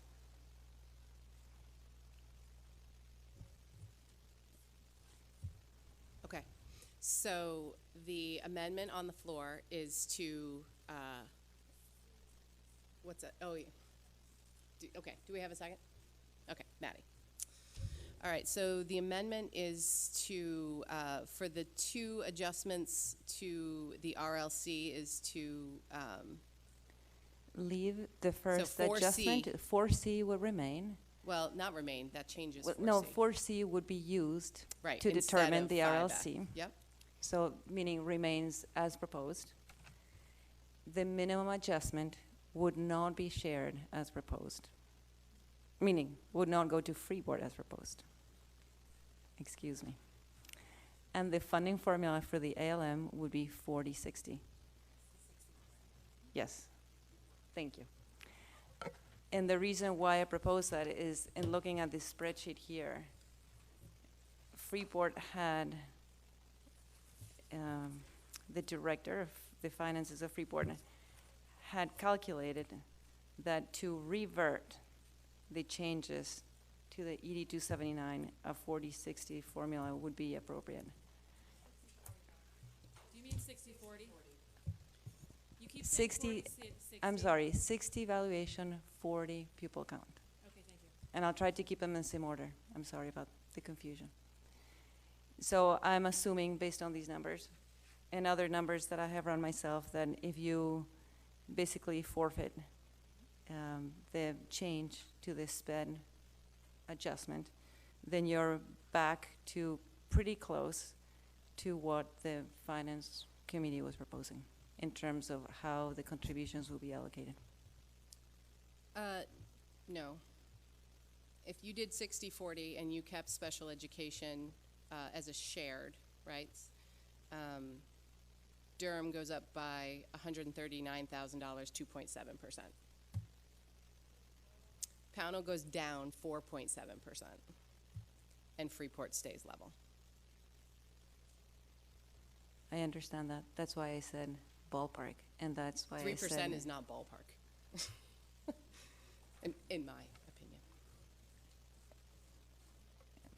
We differ on do. that opinion.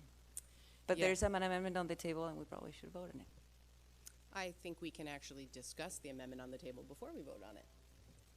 Can you, So I think it's important for people to know what the impact of the amendment on the floor would do to the adjustment. So, Mar. Yeah, the second was from Maddie. I just wanted to ask if you could restate those numbers that you just said, Michelle. So a 60-40 pupil count with the special education adjustment not applied directly to Freeport would result in a $139,000 increase to the taxes for Durham, which is a 2.7% increase over what they're currently paying. Freeport's would be flat, and Pownell's would go down 145,000 or 4.7%.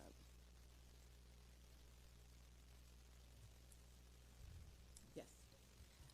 I'm just generally uncomfortable with the 60-40 based solely on the fact that the property, number 2 on page 1, that the majority of RSUs have a cost-sharing model in which the required local contribution as reported in the ED 279 is utilized with 100% valuation. I just think we're veering way away from what is considered the norm. I don't know if that people are okay with veering that far away from what is just generally acceptable in the state of Maine for schools, but I'm uncomfortable with that. I could do the 85-15, which I'm not even 100% on, but like I could go there, but taking it so far as 60-40 when the kind of status quo of everybody else in an RSU is closer to 100. I'm not clear what you're referring to. Can you tell me what page numbers and what? So when Kate was sharing on the memo was that most, and correct me if I'm wrong, Kate, most RSUs in the state do more of 100% valuation. More than 50% of the RSUs, 100% of ALM is determined by valuation. So I feel uncomfortable.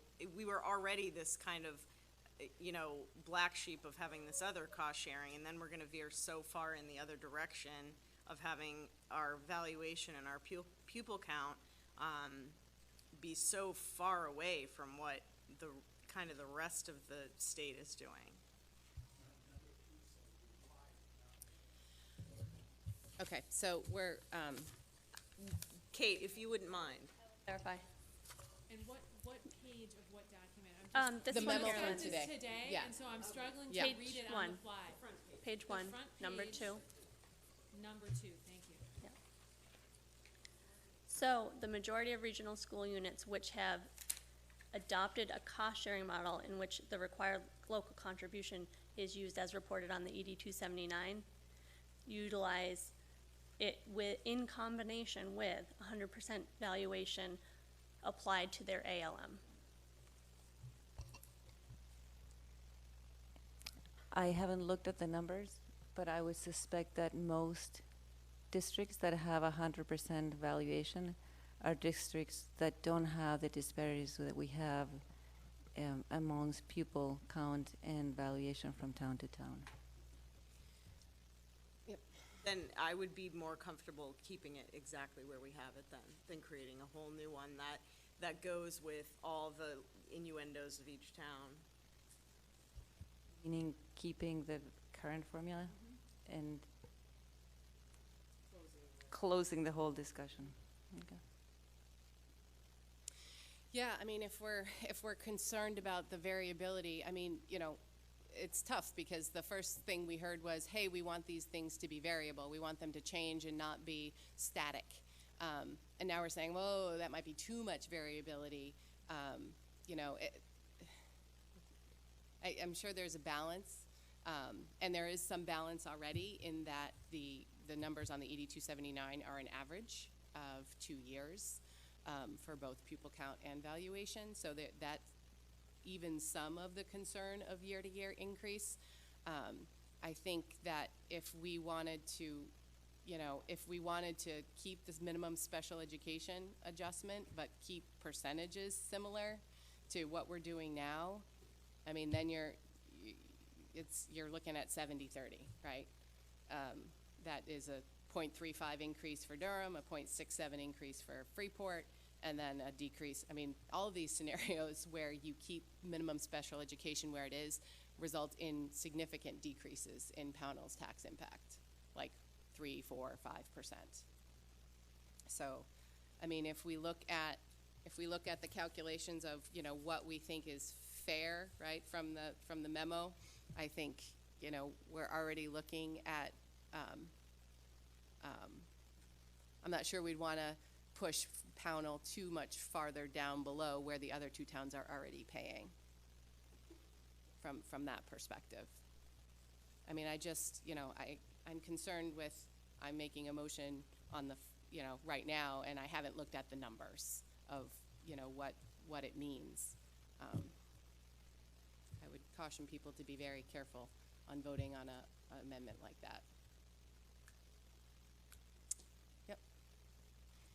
It seems to me that this represents a compromise where the initial request from one of our towns was straight pupil, another the town was straight valuation, and the third town asked for 60-40.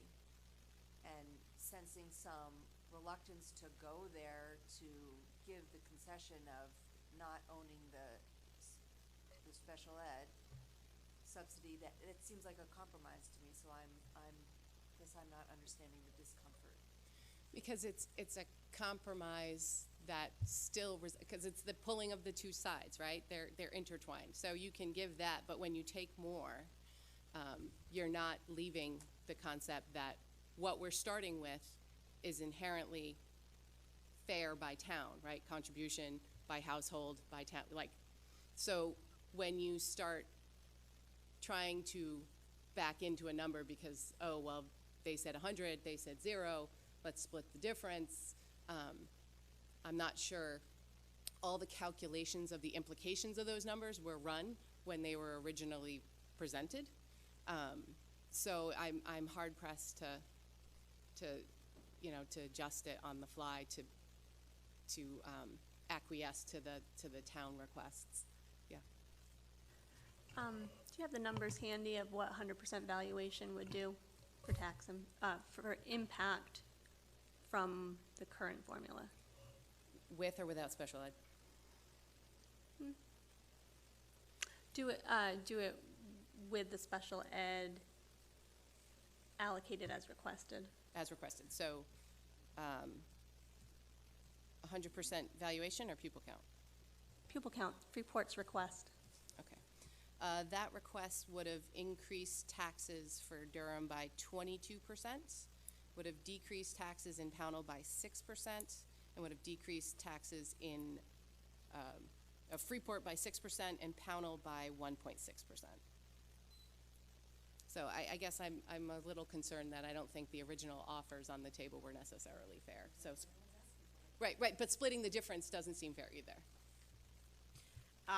I'm also generally uncomfortable with the fact that we take 2 years worth of work for the finance committee and they propose something and then there's an amendment tonight that changes the entire direction and dismisses the work of the finance committee and does not give us opportunity to even look at or digest. I mean, we can obviously vote it down, that's a choice, but we've gone down this road before where we have these amendments that come and they kind of negate all this work that's been done. And I just feel like that's not a great, I just don't feel like that's a good use of board time when we ask these committees to do all this work and then we kind of twist everything around on the night that we're voting. And I would like just to put it on the table that this amendment was meant to be a compromise. Obviously, the 18-15 is not going to get the 2/3 votes. I mean, just counting heads here, it's going nowhere. So I'm happy to entertain other amendments, but I'm trying to bring to the table something that may be more palatable to all sides. Understood that it's not palatable to many members, but it's not something that was meant to try to undo the work of the Finance Committee. And I'd be happy for the Finance Committee to entertain some of these other options that we have, instead of making amendments on the floor, if that's the will of the board. So you're saying that the vote wasn't going to pass as presented? From what I see, I don't see 2/3 of the vote, which is my personal opinion. I'm not saying that it won't. I'm just saying that's what I feel will happen. Okay. I don't know how So you get there, but we didn't have a vote. We had a vote on whether people were one at a time, right? Right. I mean, I disagree with that. Well, what is relevant is that individual board members are able to make amendments if they see that it's appropriate to do so. And I thought it would be an appropriate way to try to find a compromise. If board members don't agree, they can just vote on the amendment. It's the way it works. But I just want to put it out there as the intent being an effort to come to common ground. Kate? Do you not think the finance committee did the same exercise with a member from each town? I think the finance committee did its best to try to arrive at common ground, but the final decision rests with the board. The finance committee has one member of Freeport, one from Pownell, and one from Durham. And as we have just discussed, the weighted votes for Freeport are really not represented by one member in the finance committee. Nothing against the decision of the finance committee or Freeport's member who was representing our town, but I have not abdicated my responsibility to represent what I think is fair, nor have I abdicated my right to give my opinion at this table when we deliver it as a full board. But your opinion, at least the way you're presenting it, I took it as though you didn't think that a compromise had occurred. I do not. I don't think 85-15 is an appropriate compromise. That's why I amended. I'm just, Oh, Robert's rules of order have totally been broken here, so I respectfully request that the chair kind of take control of the conversation and invite speakers to speak instead of the back and forth banter between board members. It's not what we aspire to in terms of board conversation and process. Thank you. Maddie? And I would also ask us to refrain from mischaracterizing or attempting to characterize the intentions of other members of the board and assuming nefarious intent. Yes, we will assume positive intent. Lindsay? My initial reason for not wanting to vote tonight is because of the need for more number crunching with different scenarios, and I don't,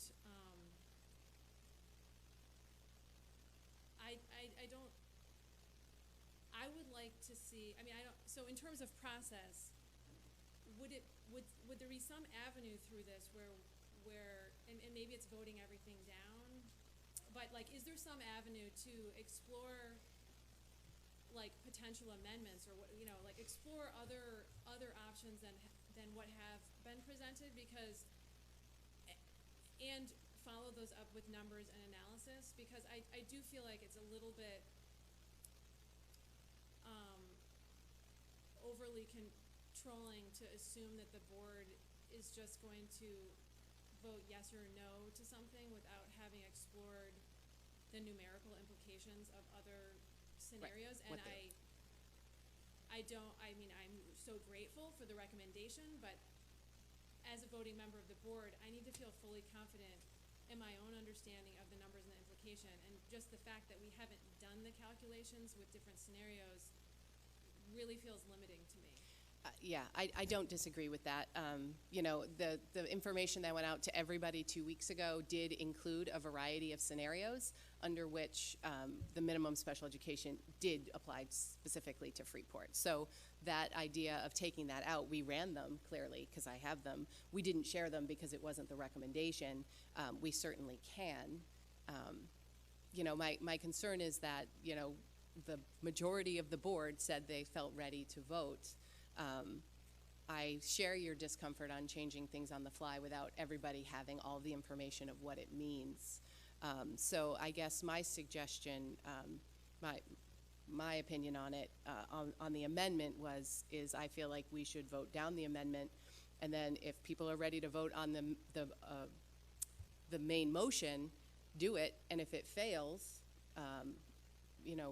then to Jen's point, that doesn't mean, okay, we're done, right? It doesn't mean that we can't then approach others like, okay, well, let's try and look at something different, right? So if the majority of people feel they're ready to vote, we vote, right? That's how we've decided as a board we do it. If it fails, then the board can provide direction to say, hey, we'd love to see what it looks like under some different scenarios, or think of something else, or, let's all come back and revisit. I am very uncomfortable voting a different number on the floor that everybody doesn't have all the information on. So I would vote no on the amendment. So. And Okay. I would also vote no on the amendment. As I was speaking to earlier, a lot of compromise did go into this proposal. If I were to just think solely on what I would want for a proposal and not as what we presented as a committee, I would support 100% valuation for the ALM and sharing the minimum special education adjustment. Ready? I'm a little concerned to hear that a lot of compromise already went into what was proposed, and it makes me concerned about what the starting point was for that negotiation on the Finance Committee.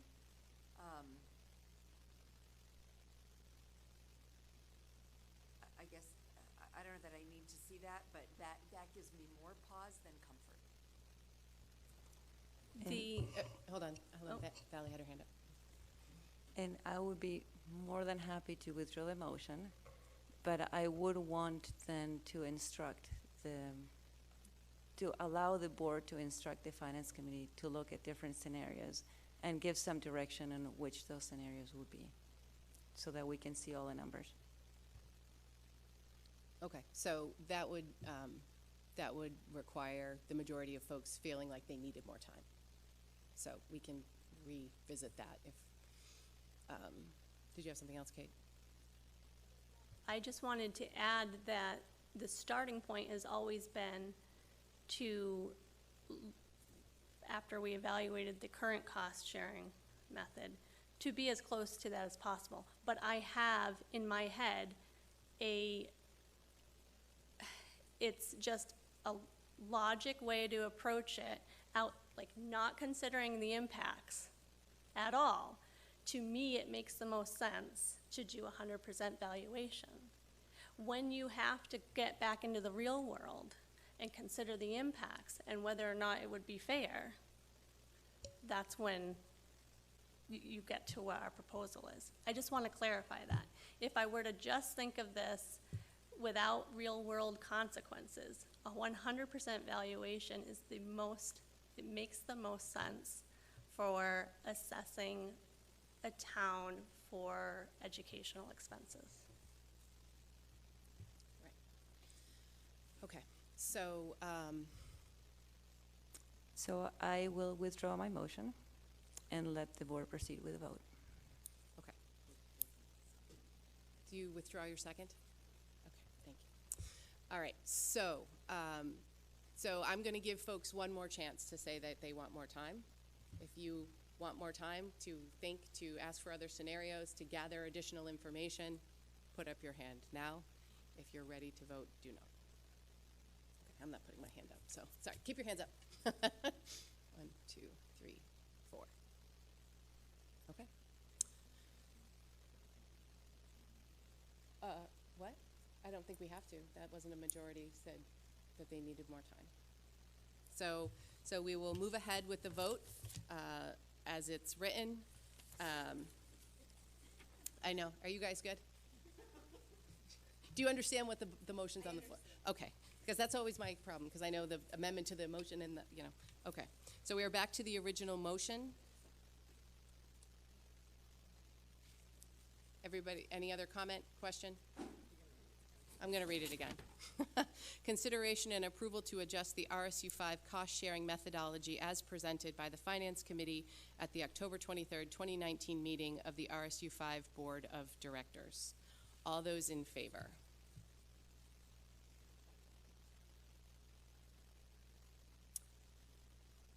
Keep your hands up so Cynthia can see, because she's got to write down where. We already know the answer, but.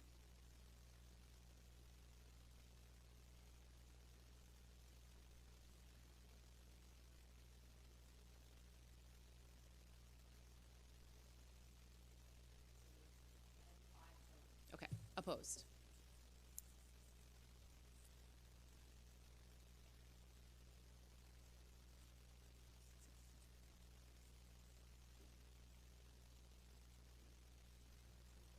Yes, you can put your hands down. It fails. It's 98 votes apiece for. I didn't do them. I just knew that I knew how many we needed to pass it. Yeah. Yeah. So it fails. So it was. Yeah. So now I guess we should provide some direction for what you want to see for other options, other scenarios, additional information. Yes. I'm interested in seeing the different percent ratios as we have begun to look at from Freeport and also, I mean, also the Finance Committee, but I think what I haven't seen is, and what's complicated tonight was this, like, whether or not the special ed thing was included in the ALM or excluded, and then how the percentage, just the stuff that you were trying to, communicate on the fly. Like, I would like to be able to look at all those so that, because I am compelled to do some sort of compromise with all, like, as the different towns had recommended different things, and I would like to be able to evaluate those all with the special ed thing included and without, so I can see all those percentages. Yep. And that, I think, will allow myself and other board members to be able to experiment with shifting percentages to try to find a compromise while also knowing the impact. And so we're not going blind into theoretical scenarios without knowing realistic impact. Okay. Maddie. I would like to see the analysis done the way that, the more appropriate analysis, in Sarah Tracy's words, that would measure the change from the new baseline of the proposed required local contribution. I would like to see things presented that way so that I could, or if not, I would like to hear from the Finance Committee why not. Okay. Can you clarify the baseline? I'm not sure that I can. You want the baseline to be so you want the percent change for if it was implemented like in the prior year? No, what she wants is to give the two things on the left side and say that's the new baseline. So say that has no impact on the tax impact for the other two towns, and go from there and say what's the incremental increase of the ALM change. So it basically splits the impact. I mean, there's two impacts, right? The tax dollars are the tax dollars, right? So it's a net sum game. Any decrease from one town is an increase in another town, right? So we can say that, the left side of the equation results in this percentage increase or decrease by town, and the percentage on the right side increases it by or decreases it by that percentage. But at the end of the day, the tax warrant to the town goes up by the combination of those two numbers. So we can show it to you that way, but you just have to keep in mind that at the end of the day, that the actual impact is those two numbers together. But we can split it out. I guess what I'm asking for is when you're provided with that file, I would like to hear why it does or does not make sense, because I'm not going to remember what you just said. Okay. And I need it written. Yeah. Thank you. Okay.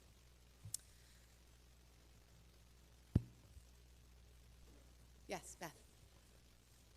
I agree with Lindsay. I'd like to see some more of those numbers like she asked. The other thing that I was hoping, I guess, when I first came into this and was kind of trying to figure it all out, was that there might be more than one option presented by the Finance Committee. Like, this is what we recommend as, like, what we think is the best, but maybe this is number 2 and maybe this is number 3. Like a different methodology? Exactly. That might just give us a little bit of wiggle room to say that this maybe fits a little better here, and that, just something maybe that we can kind of say, oh, obviously this was the first one that you came up with, you know, but what would have been like your second choice or your third choice? Okay. Okay.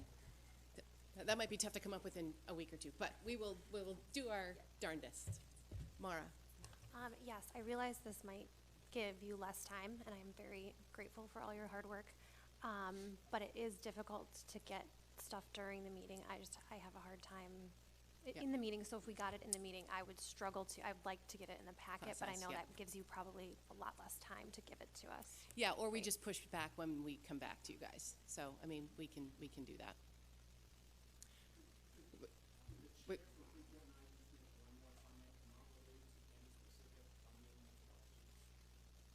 I think you could send an email to the board.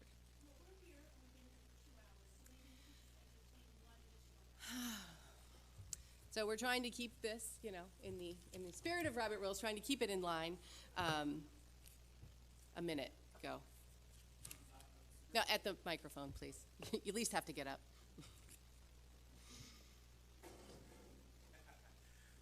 To be very short, I would just encourage the board to spend some time on how you as a board are going to define fairness. Because until you define that, if all you're going to do is look at various scenarios and say, well, I like that one because it looks good for my town, or I like this other one, you have to first agree what's your common understanding of what fairness is, and then arrive at a methodology that gets you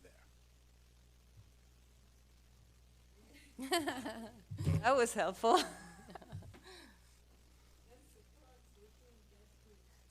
No, but I think yeah. My only comment was there's a lot of discussion tonight about what are the trends in valuation and per pupil count, and I know that Kevin's provided that before. I attempted to provide it to the board. It's sitting in front of Ms. Brown, and I just would ask that it be passed out so that you have it in your packet. Perfect, thank you. Okay, so I have the scenarios with and without, okay, yep. And I would like to have the finance committee evaluate different options that have varying varying percentages of valuation and pupil count than the one presented, with an emphasis on having some that have higher valuation. And I know that you had the ratio sheet, but that was just a very, very small snapshot. One of the sheets, and I'll send it out by itself, it's in there. Like from 0 to 100 and all the way through. So same as these, but with 0 to 100? That front sheet, there's one where it just continues down the page and you can see all the scenarios. So it only includes the RLC directly from 5F, right? So it includes the special education adjustment applied to Freeport, but all of the different variations of that are in there. Okay, if you wouldn't mind resending that would be great. Yes, I will resend it. And also, if you could entertain playing with some of the other changes that you were proposing. For example, with the minimum adjustment changed without, to see how that all looks. So just so we know what our baseline information is, so we can flip the switch on the minimum special education adjustment form, the spreadsheet that shows those scenarios. The idea of the equalized mill, I mean, we have it run without that too. Do you want that? I mean,